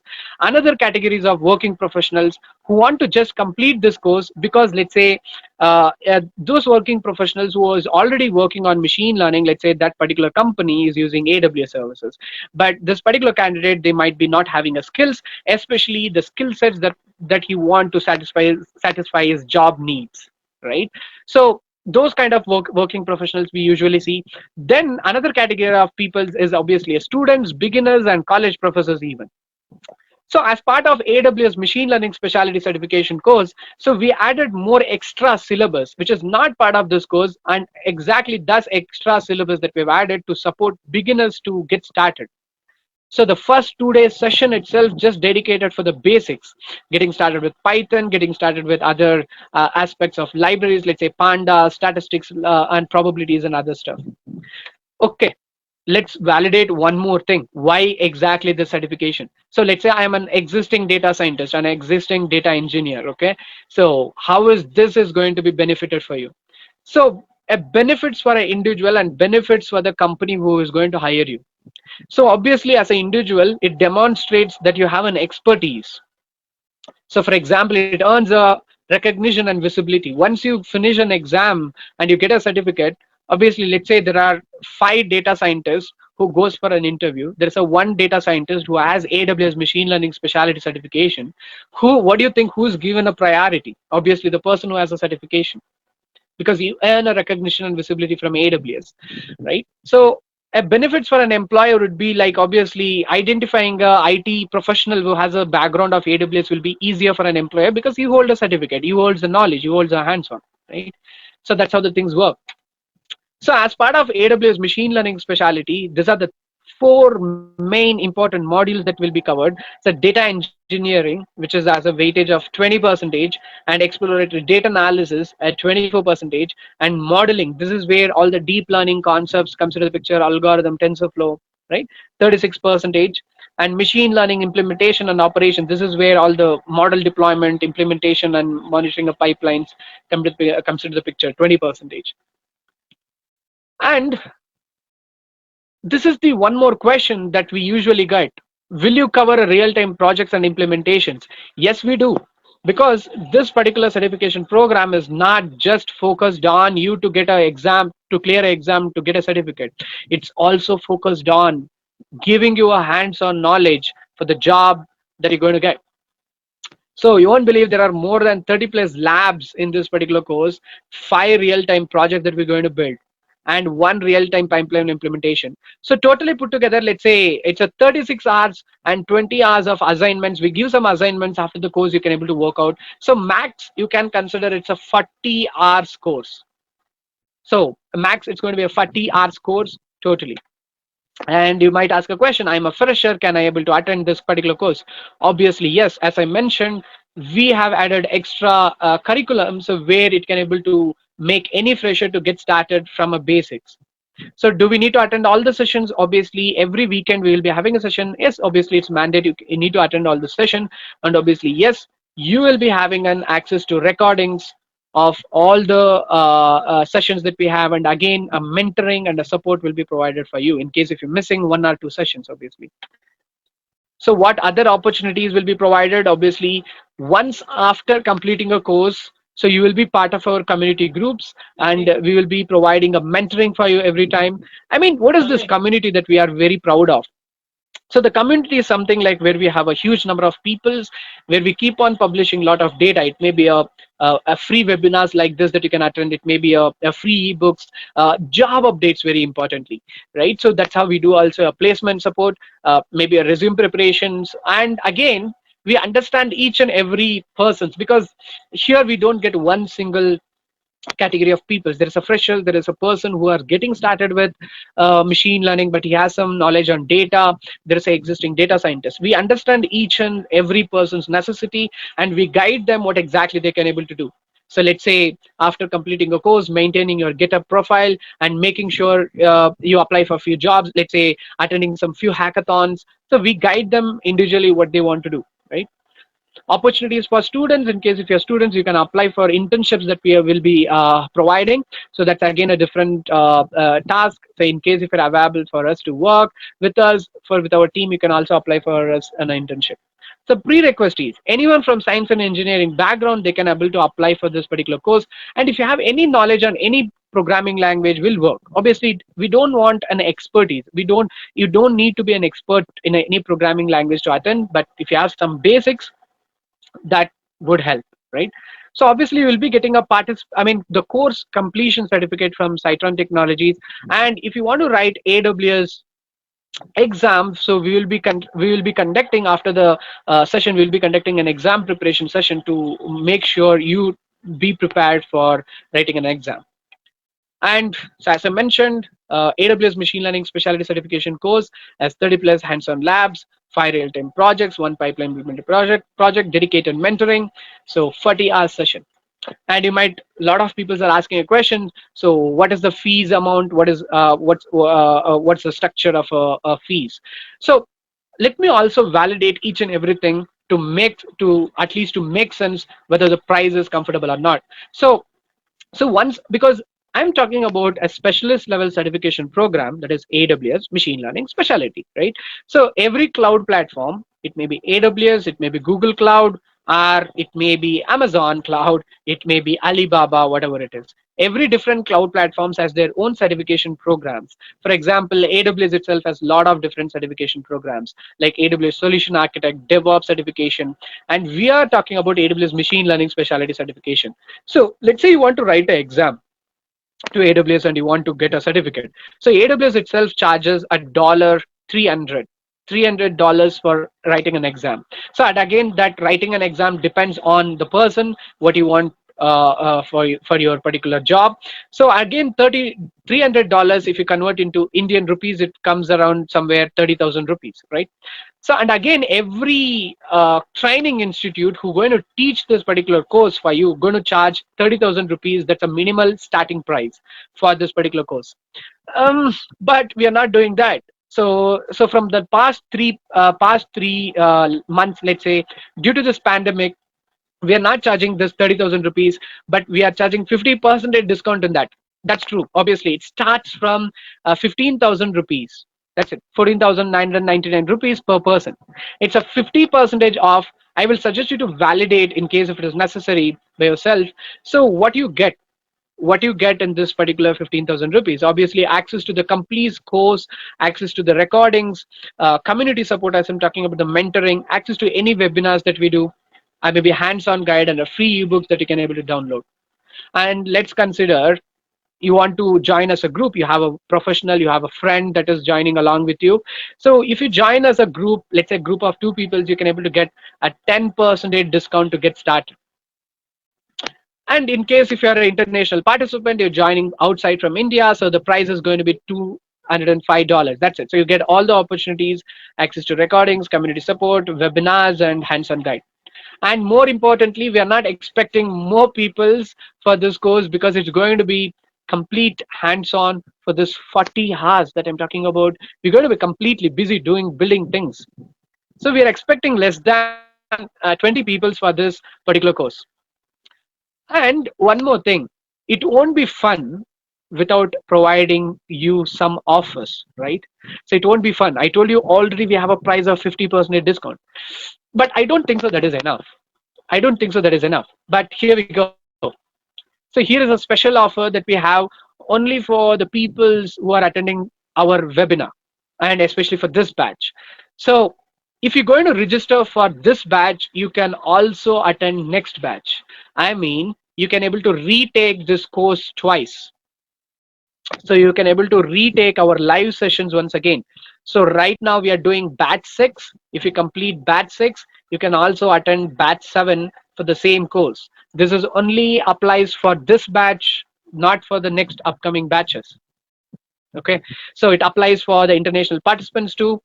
Remember, I'm talking about if you attend this batch, you can able to retake another batch. Okay, and one more thing that I would like to validate. So the actual market price that I already revealed for you, so you can able to Google out a few training institutes, you get some lot of data. You can see there's a training institute there is charging £1,495 just for this particular course. Just convert what is the amount that it's going to be, right? And why do you think Citron Technologies is the best persons to teach you? So we are not the first time. We are not the first time we are teaching this course. We do a lot of things into ML and AI. We do a lot of hands-on exercises. So and again, so we have huge experience. We are part of AWS Activate and the Best Startup Award from FKCCA Bangalore, and we have represented our products in many international stages. And again, check it out. So here we have our happy participants who completed our courses and who completed AWS machine learning specialty exams too. And what do they say after attending our workshops and courses? How do they feel after completing our courses and hands-on that we provide? Right, so it's going to be more fun like this webinar. So we're going to discuss on a lot of different use cases, practical use Sir, cases, what is the and closing each time? and every, Sir, let's say we are talking about each and every services. For example, we talk about S3, we talk about SageMaker, we talk about customer case studies. I mean, how exactly customers uses AWS services, and what are the problems they are solving, right? So check it out. What exactly our customers talks about, what exactly our students talks about after getting a certification. Yep. And obviously we do offline classes, that is Bangalore, but this AWS machine learning specialty is going to be an online course. So it's going to start from as I mentioned, so 11th of June, the registrations has been already started. We have very less seats. If this is satisfying you, just go and register for our course. And now let me provide you one more demo, and then I will open up a Q&A for a live interaction with you folks. Okay, so make sure you pour in all your questions. I'm going to take 1 more minute just to provide a demo on one more chat application. Then I will come back to answer your questions. Okay, Sir, you are and showing here we go. three free books, free books.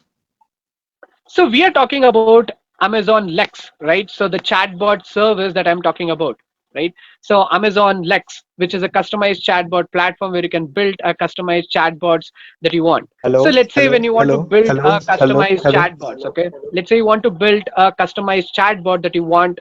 Let's say you want to build a customized chatbot for a flower shop. Let's say you want to build a customized chatbot for a pizza shop. Let's say for any different use case. So one thing you need to always understand how your customer really interacts, right? Let's say you want to let's say for example a person comes to a pizza shop, and how exactly the interaction takes place, right? So once a person comes to a pizza shop, he might ask, okay, I would like to order some pizza, right? Otherwise he might say, I would like to order some pepperoni pizza with extra toppings with the cheese burst, right? Isn't it fun? Obviously. So you need to understand how the interaction goes on both the persons in a first hand, right? So now here is a quick chatbot that I have built on a flower shop. Let's say a person goes to a flower shop and he like to order some flowers. Okay, so let me try to provide a quick demo. And again, Amazon Lex is powered by Amazon. It is actually derived from Amazon Alexa.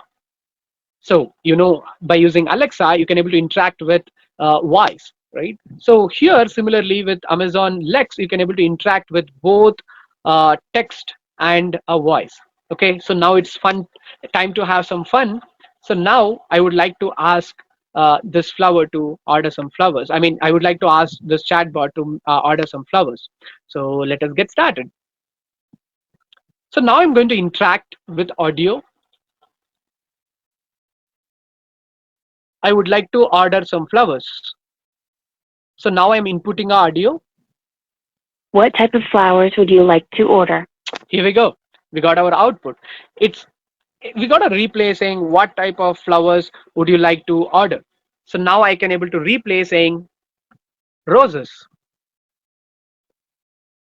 What day do you want the roses to be picked up? That's awesome. So it's asking again, what day do you want this roses to be picked up? So I can say, let's say I will just mention a date, 2022-05-23. Okay, 23. So now you can see there's no audio. If I interact with text, I get a text. If I interact with audio, I get audio. So pick up at what time tomorrow? For example, that particular date, let's say I can just mention 10 a.m. Pick up the roses at what time on May 23rd, 2022? 10 a.m. Okay, your roses will be ready for pickup by 10 o'clock on May 23rd, 2022, and will cost $25. Does this sound okay? Okay, so you can see now we got a text back. It's saying, okay, it's cost going to $25. Is that okay? That's okay. You can see Amazon Lex is a platform where you can able to build a customized chatbot. So you can build anything that you want. Maybe if you want to, like, let's say, deploy a chatbot for your e-commerce website, for your blog. Let's say you want to deploy this particular chatbots on, let's say, a messenger, a Facebook Messenger to drive your digital marketing. So you can build wonders on top of it. And it's time to share. So registration details for this particular course and curriculum details for this course. And so this particular link has it's a link to download the free ebooks. So I'm going to share this particular message in a chat window. So let me just quickly explain. The first link is for registration link for this particular course, AWS Machine Learning Specialty. And second link is for a place where you can download the course curriculum that we're offering for this particular course. And third link is a place where you can able to download the free ebooks. And below we have a contact information of mine. You can able to talk to me in case if you have any particular questions that you need to ask regarding this particular question. Okay, so I'm going to take a 1 more minute. I'm going to explain the curriculum that we have. Then I'm going to ask you a few questions based out of this particular webinar. So whoever going to answer first, they're going to get a $25 AWS credits. Okay, so we are going to give away 2 AWS credits. Let's say who is going to win that. So before that, I'm going to take a 1 more minute just to explain this curriculum that we have. So let me repeat once again the links that I shared in a chat window. The first link is for registration platform for this particular course, and second link is for uh, the curriculum download. I mean the same PDF that you can able to download, and third link for a place where you can download a free ebooks. Okay, so you can able to download this particular curriculum using a second link, but I'm going to explain what we're going to learn. Okay, so as I mentioned, the first module in this particular course is refreshing a basics, especially supporting beginners. So this is a place where we'll be getting started with the Python basics, and obviously hands-on on Python and pandas. And we're going to dig deep into a few topics of statistics and probability, doing hands-on on various different topics like mean, mode, median, percentiles, let's say visualization tools that you can able to use in Jupyter notebooks like Matplotlib, Seaborn, right? So data engineering tools. So data engineering tools like especially data cleaning techniques, normalization techniques, k-fold cross validation techniques, right? Handling outliers, removing that outliers in your data. So once we are done with refreshing basics, then actually we are starting with this particular course, that is data engineering in AWS. So as I mentioned, we're going to explore all the possible data engineering tools in AWS. It may be S3 as I discussed, it may be Glue, it may be Kinesis, it may be Amazon Athena, different kinds of databases that you can use in the perspective of machine learning, right? So container services, AWS serverless services like AWS Lambda, and then comes data analysis services, right? So especially for, let's say you want to visualize your data by using Amazon QuickSight, right? So otherwise Amazon Athena that you want to use to analyze your data, are using Hadoop systems on Elastic MapReduce for big data use cases, right? Are using Apache Spark on Hadoop systems. So once we are done with data analysis, we're going to jump into modeling in AWS. So this is where we will be talking about all the concepts of deep learning, activation function, different varieties of deep neural networks, and tuning techniques, regularization parameter techniques, right? And confusion matrix, the metrics that you can able to use to measure your model, right? And here we go. We're going to explore all the AI services, and we're going to do hands-on on few particular AI services. So there are a lot of AI services that build for many different kinds of use cases here. And then comes the very important module, that is machine learning in Amazon SageMaker. So this is where we're going to spend most of our time. So Amazon SageMaker is built for developers. If you want to become a specialist, everything like a build, train, and deploy. So we're going to dig deep into Amazon SageMaker, how to use Amazon SageMaker, how to use Amazon S3, because S3 is a place where we keep all our data sets. So we're going to explore all the built-in algorithms, and we're going to build real-time projects on a specific algorithm, let's say image classification, maybe a linear regression, maybe a random cut forest, and most importantly, we're going to provide example notebooks for all these algorithms where you can able to explore yourself and build a lot of things out of it. And obviously model training and tuning techniques, and very importantly, this is where we talk about building a pipelines on Amazon SageMaker, deploying your model on elastic inferences, automatic scaling processor, and standard practices in deploying a machine learning model. And we're going to also explore machine learning frameworks like Apache Spark, Apache MXNet, TensorFlow. We're going to do a real-time hands-on and real-time data on TensorFlow, and few other tools like let's say ground truth. And once a machine learning engineer has deployed a model, obviously it's mandate to monitor a model. We use different tools like CloudWatch, CloudTrail to monitor your model, and other SDKs that you need for a front-end developer to build servers, a client-side application to interact with, let's say, with the client apps. So this is about complete curriculum. You can able to download this curriculum. You'll get complete details. You can able to check it out. What our customers talks about once after completing a workshop and courses, you'll get some better clarity. Otherwise, you can call me in the numbers that I mentioned over here if you need any more clarity. So now I will open the session for a Q&A. Let me just answer a few questions in the chat window. Otherwise, you can able to unmute your mic. You can able to talk to me. Anything that you want to talk.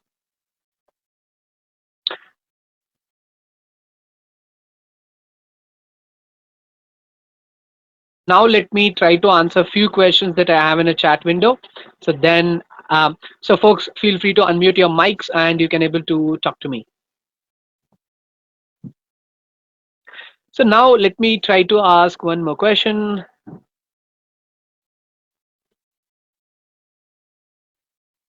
So Shahik, sorry if I'm pronouncing your names wrong. Uh, Farin Shaikh, how long this session is going to take? So this session, I mean, the complete AWS machine learning specialty certification course, as I'm talking about, the dates are over here, and max we are looking for 40 hours. Okay. So now let me ask, try to answer one more question.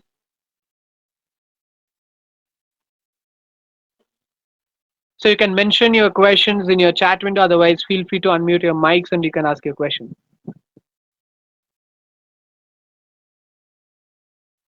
So Chaudhry I think Vikas, your question. from course content, it seems that Python is required, and Sorry, like once before that, sorry. So before you talking, you can just tell me your name and you can tell what's your role exactly, if you're a student, if you're a working professional. So then it would make sense for me to provide some more data if you don't mind, please. so my name is Prashant, and I'm a working professional. I'm a certified AWS architect. So Okay, I awesome. That's good. like how this Go can ahead. help me to upgrade further, because in our job we are not doing programming work a lot, Yeah. and for me to learn programming is also, that from starting it would be difficult. So how much we Okay. need to do, and from it seems that we need to learn Python basic content to get us a start. But ideally, I have seen that when we work really in real scenarios, we have to do lot of work related to Obviously. development. We need to write the code many times Yep. when we are working on real projects. This is what I Makes think. sense. Yep. So this is one, and this is like there were many services where we are not able to do the hands-on on Mm-hmm. this code because hands-on is applicable for few services. If I'm not wrong, right? You have seen the code. You have seen the Okay, code. so you can complete it. Maybe I can able to answer that. So one question is, do we need to be really expert? Do we need to be learning Python in a higher level to get started? I mean, if you want to become a That is specialist, that's your yeah, first that is question. one. And in short, how we can compete for other services because there is no hands-on. So you know that without hands-on, it is Okay, very okay. difficult. Awesome. Let's get started. So here is the answers for your first question. So the first question what you asked is, okay, so you need to have, do we need to have a Python basics to get started? So as I mentioned, let's say even you are a beginner, you have some knowledge on any different types of programming language, that is enough to get started. Because what we are doing in a first 2 day session, we will be refreshing few basics of Python that you need to have to get started with the machine learning. Additional to that, let's say you want to grow your Python skills, we share a lot of materials, hands-on materials, where you can able to shape yourself always. Okay, so the idea is very simple. So because you said in your existing job, so you don't do a lot of program, because let's say if you are a data engineer, like you just holds on your jobs on data, you don't do much program. Let's say the goal Exactly. for you to get a data on S3 and you use some streaming services like Kinesis or Glue services basically to handle the data. Obviously you don't have much programming knowledge over there, but it's completely up to you, Prashant, what you want to pick over here. So I will suggest, let's say you want to become a specialist, you need to know, like you can able to be an all-rounder over here. So start becoming an expert in a Python, that's completely okay. So the thing is, like once after completing the certification program, it opens a door in many different ways. You want to become a data engineer, yeah, you stick to data engineer. So there obviously you don't do much programming. So let's say you want to build a model and you want to pick up a different algorithms, solve a problem, train a model, hyperparameter tuning on top of it. Yes, you need to know Python to get started with that. And let's say another part, ML engineer. You want to deploy a model and you want to take care and monitor a drifts over there, maintaining a pipeline. I'm talking about MLOps pipeline. And again, there you don't need even a much programming, but yes, still we need some part of a programming over there to take care about it. But there you will be taking care of MLOps pipelines, like say model registries, feature stores, and let's say we talk about repositories where you store your models, all those stuff, right? So it's completely up to you. But let's say you want to become a specialist, get started with the programming, that's completely okay. And second question that you asked, okay, hands-on. So let's say when you're getting started with AWS provides 1 year free trial for entire AWS. Literally, you can able to, for a learning perspective, I'm talking about, Prashant, not for the production use case. So let's say for the learning perspective, AWS offers free trial for every majority of services. Even in a SageMaker, especially in this particular course, we're going to cover all those hands-on part of free trial only. Not, we are not going to exceed the free trial. Let's say you want to do hands-on on SageMaker, yes, here we go, you can do it. Hadoop systems, especially on EMR provides a free trial limit, so you can get started with that too. Yeah. So I hope I answered your But the thing question. So is, now, but the thing yeah, is, your name is Sarath, right? Sorry if I spell wrong. It Sharat, is, yes. yeah. Sarath, like uh, the hands-on which we are not covering actually. So to cover that in free trial, that is fine. But you know that suppose I'm new to EC2, okay, Yeah, and if I makes sense. don't see the hands-on, it would be very difficult for me to start up as. I hope you got Hmm. my point. So Okay. if Okay. you show me like how recognition work, right? So Yep, maybe I yep, yep. pick it there. But if I'm new, because I am like I'm certified AWS certified, but you know that if you ask me practically, Makes sense. Makes that sense. Okay. recognition theory makes sense, but practically if you ask me to run a demo, I can't do. This is Okay, the okay, okay. Let me tell you how our trainings are going to be. See, my trainings are going to be something like this. So let's say once we start our session, let's say we want to build a machine learning model. It's not something I build, you just watch. It's not going to work like that. Each and every step that I'm going to do on my screen, you're going to literally replicate those steps on your screen. So that's what your first practice, So that's how for it's the going to get services, started. okay, for the services where hands-on is not written, it will be there will be hands-on also. Is it? I mean, the services wherever I written hands-on in the curriculum, yes, there will be an hands-on. So we Correct. we we are For the other certainly covering services. services. So obviously, like let's say for example, you don't need much hands-on on let's say MySQL, because MySQL is not meant for right now, because it's not literally not very important as part of machine learning. Let's say what exactly you need to become an expert. You need a hands-on in S3. You need a hands-on on data engineering tools like Kinesis, Glue, and you need a hands-on on SageMaker. You need a hands-on on AI services. You need a hands-on on MLOps. That's what exactly we are focusing on. Let's say something that you need a hands-on on how to build a front-end application. No, it's not part of this course. So we have made sure what you need to become a specialist. Oh, Okay. and so So just one let last question. yep. One last question. Like the salary range we can expect is around average salary range is around 15 lakhs per annum in India, right? And Exactly starting what Glasgow from says. 5 Yes, lakhs to exactly. 10 lakhs, something Yeah, like that's the minimum salary is starts from 5 lakhs. Yeah. So and maximum, that stuff like the starts from 7,000 K. So and again, those prices are meant to be go up in a future, not going to stay in a 15 lakhs itself. Yeah. Okay, that. so Oh, now let so me go on. Let me answer others' questions. Yeah, sorry, folks, if I'm coming to you guys right now. Okay, so now let me try to.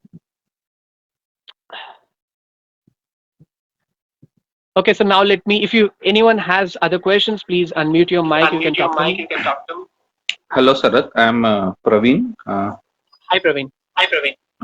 I'm assistant professor in some college. Okay. Awesome.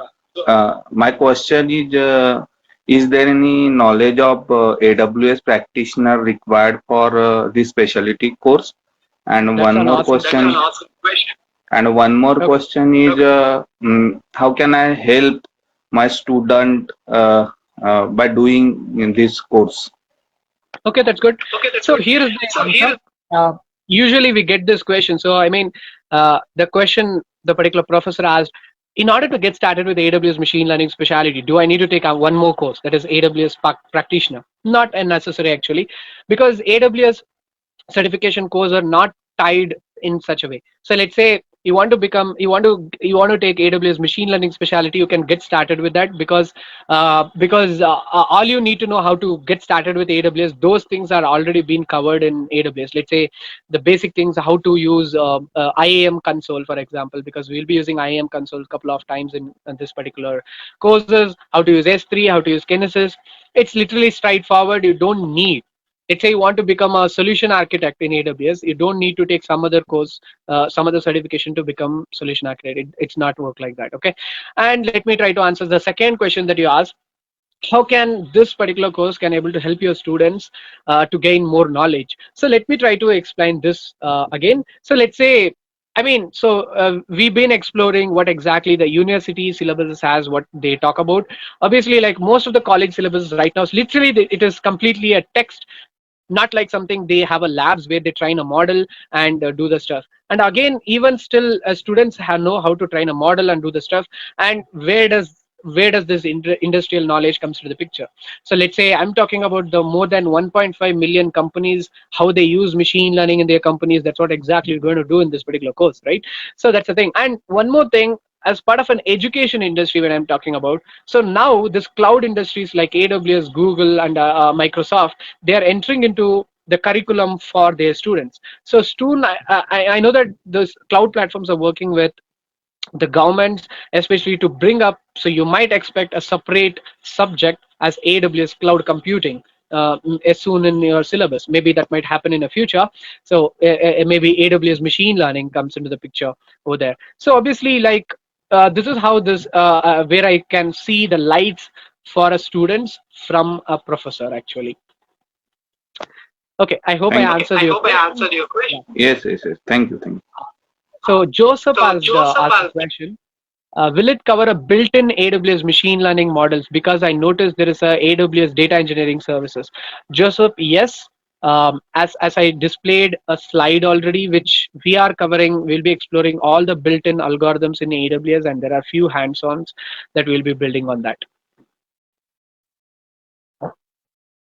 So Joseph asked for the link.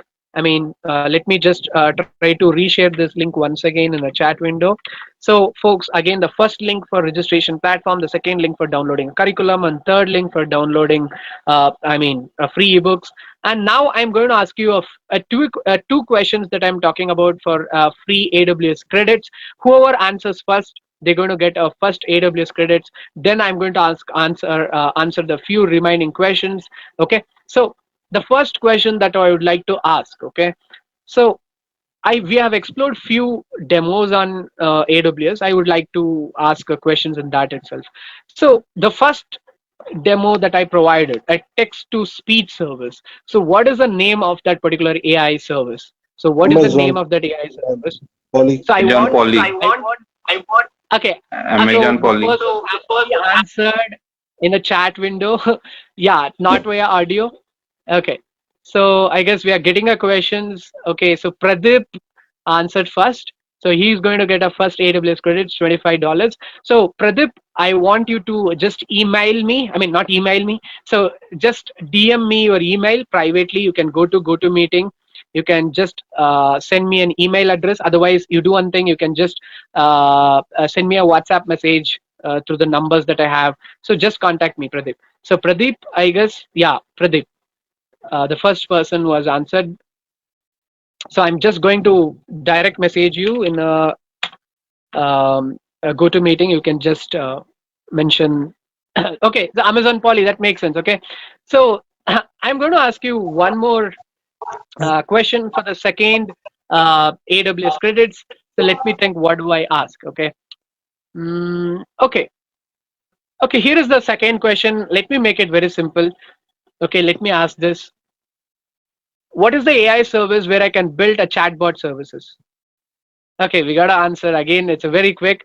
Yes, it's very simple. I know. Like I don't want to make it complex. The answer is from Amazon Shinhail. Shinhail Thakur. Amazon.com So sorry if I'm pronouncing your name wrong. Shinal, maybe you can just email, I mean, Answer your email AWS address. Let's Search. I'm going to DM. So DM me, please. So Pradeep and Shail Thakur. So please, you can DM me your email addresses so we can able to share the coupon code. So now I'm going to answer remaining questions of you folks. Um, so I will take some time. If you have any other questions, please unmute your mic. You can talk to me. So Yogesh said the booking is not open. I will just show the page. What you need to do, just go to this URL, the bit.ly aws-ml.course. So once you go to this particular page, you will see, so which is hosted on a Townscript, which is a third-party platform, and you can see here is a book now page. You can also read uh, the the complete details. There is a curriculum here also, and we have attached the customer feedbacks. You can also check it out. So the book now button, you can able to pick the seats that you need over here. Yeah. Okay. So now I'm going to ask a few more questions. Here we go. Okay.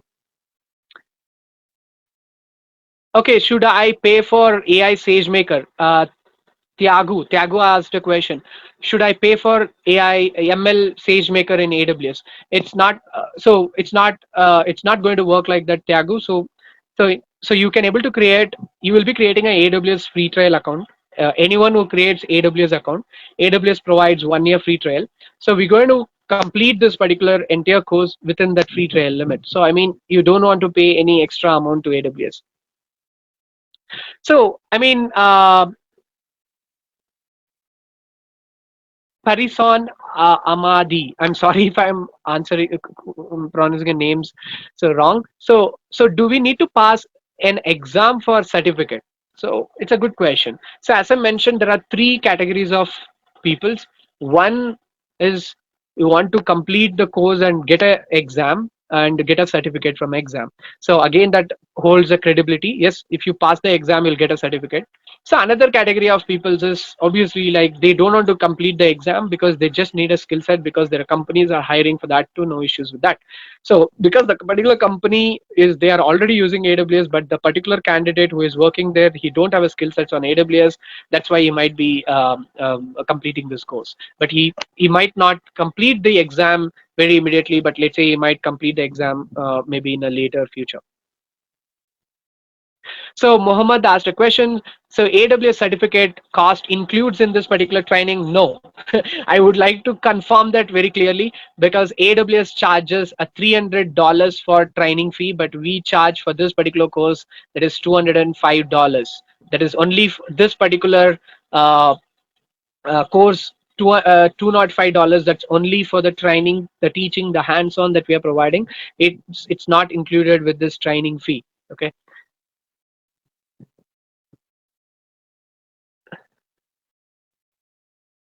So Tago has one more question. So what do I do workout during your class? Should I pay for services I need to use on AWS for free?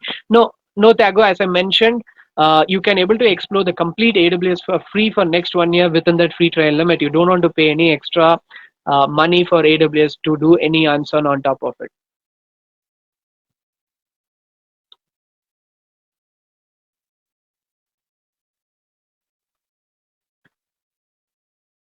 Okay, we have one more question. Okay, Gopinath asked, is there any center for classes or all classes are hands-on training through online? So Gopinath, as of right now, the entire training is on online. I don't think so. We need a physical space because there's no physical things that we are working out because yeah, it's completely online as of right now, Gopinath. Yeah.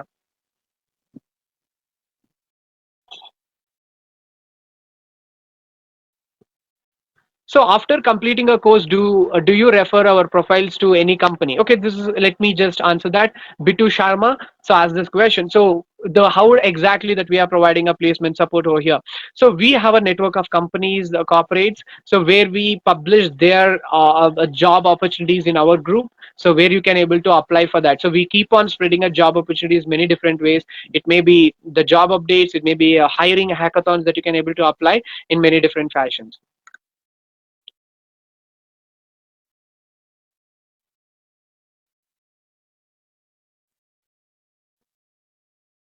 Okay, so you can see Fatima has asked the interesting questions. So what I understood is that hands-on course which makes me qualified to take AWS ML specialty exam, right? So Fatima, let me answer this very interesting. So you can see this particular course when I webinar is started, I clearly mentioned this course is not just focused on for you to clear AWS exam because clearing AWS machine learning exam is very easy. So we told there are 30 plus hands-on labs, right? So there are 30 plus hands-on labs and so let me just go to that slide. So 30 plus labs and 5 real-time projects, one real-time pipeline implementation. So you don't need such a huge hands-on practice to clear exam. Just a one hands-on on SageMaker, one hands-on on many services enough. But why we are doing a lot of hands-on? Obviously, the deal is also to support the skill sets, the hands-on knowledge that you need to have to support your job needs. So let's say tomorrow your company, let's say your team leader, maybe a manager has for you to build, let's say extract a data from Kinesis and bring that data to Glue, process it and convert the data into JSON. Let's say there's some requirements like that. So you can able to build it completely from scratch. So yeah, it's not just for clearing exam, for also to support your skill sets that is need for your job. Okay, so then let me try to answer a few more questions. Okay.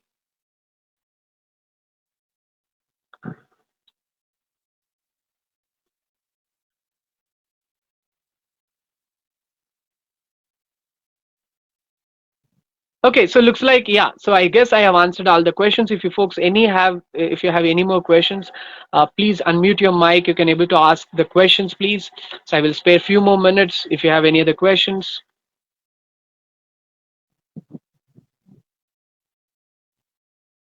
So Mohammed asked a question. So what is the cost of getting a certificate? So AWS charges $300. That's the cost of AWS examination.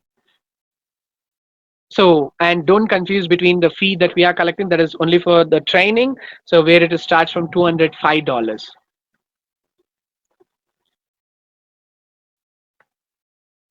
So let me reshare the download the links once again in the chat window.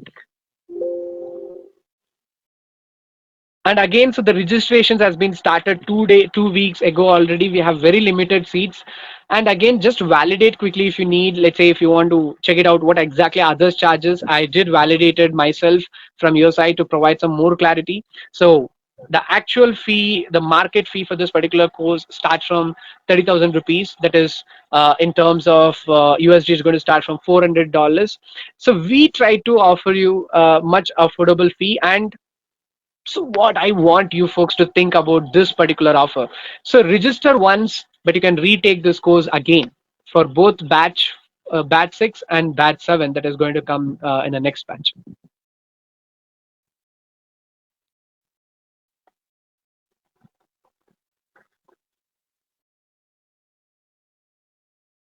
So I will spare a few more minutes. Please let me know if you have folks have any questions so I can able to answer your questions. So Pradeep, let me check whether you have shared your email. Just checking if there is in a chat window.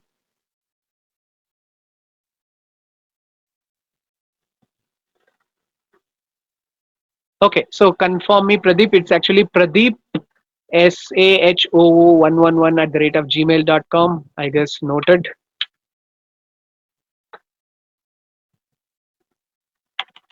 And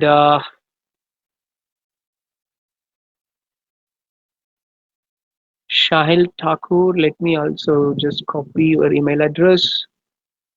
Yeah, I guess Thakur SNEHAL 1991 at the rate of gmail.com. Makes sense. Got it.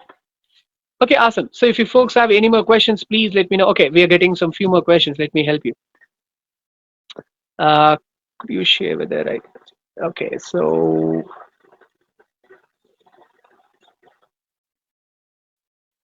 okay, so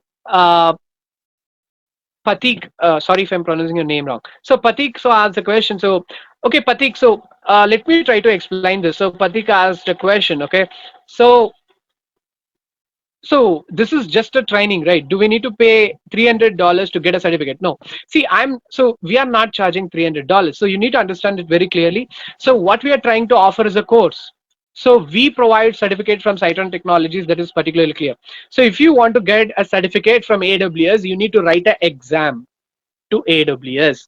So once you clear an exam, AWS will provide you AWS provided certificate to you, right? So again, it's a requirement based on a participants. So if you do you need a certificate or not, it completely depends on you. So you can still get a certificate. So I mean, you can still get a job just by completing a course and having a hands-on knowledge building a project. That's completely okay. But if you want to get a credibility from AWS, you need to write an exam to AWS. So you need to pay that $300 what I'm talking about to AWS, not to Cyton Technologies. So it's Cyton Technologies never comes to the picture because the exam is conducted by AWS. All we are doing here is to make you prepared for exam and make you prepared for you to get the job. That's it.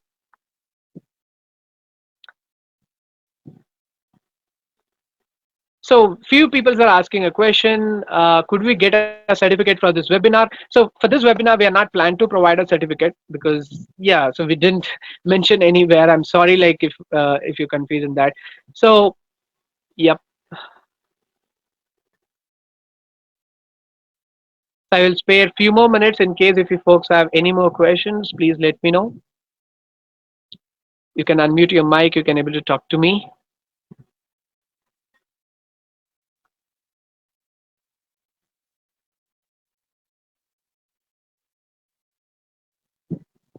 Prishan, we are from Iran. Okay, that's okay. In our country, we are Iran. This is really expensive.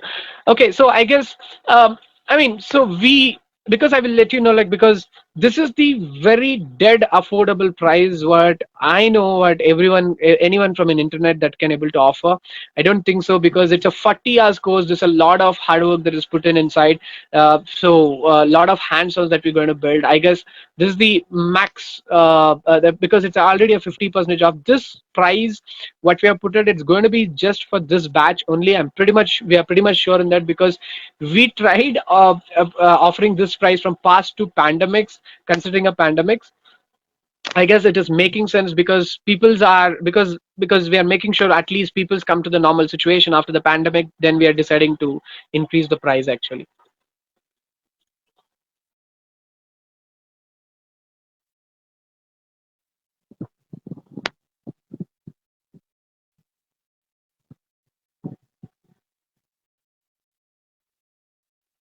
Okay, so I guess in a meantime, if you folks want to ask any question, I would like to end this particular webinar with final demo with music.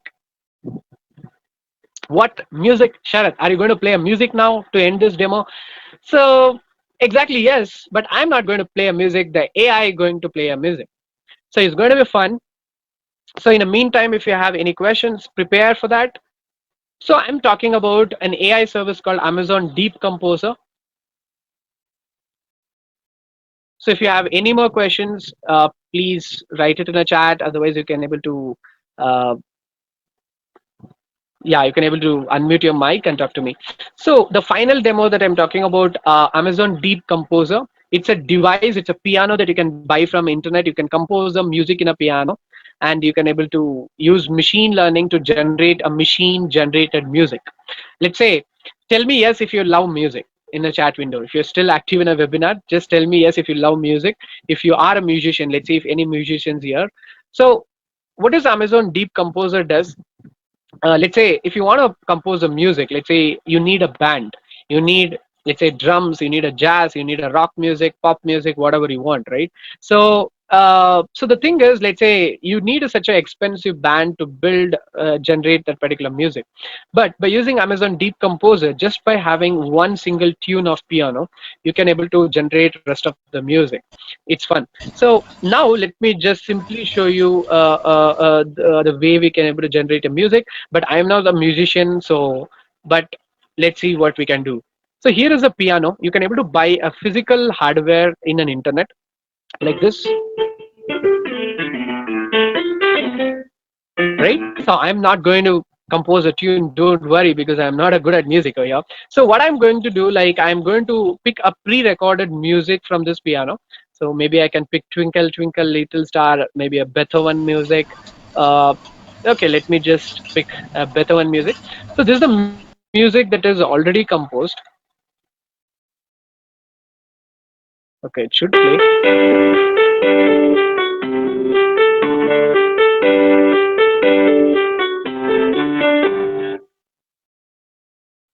Okay, you can see this is a simple Beethoven music that has been uh, generated by this piano. But what if I need drums? I need to generate a pop music.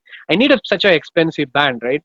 But what I can do, so I can use the three different algorithms that I have. It may be ARCNN, or maybe I can use GANs, or maybe a transforms.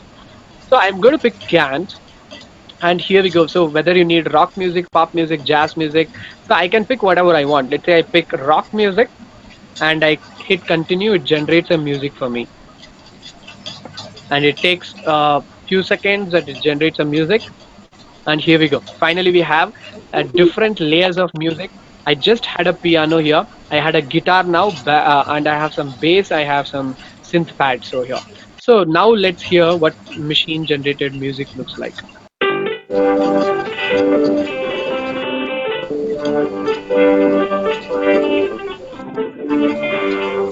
So maybe it is not accurate, but still you can able to calibrate it over here if you are really uh, good at music, if you know what things does over here, obviously. So you can pick different things and you can replay it.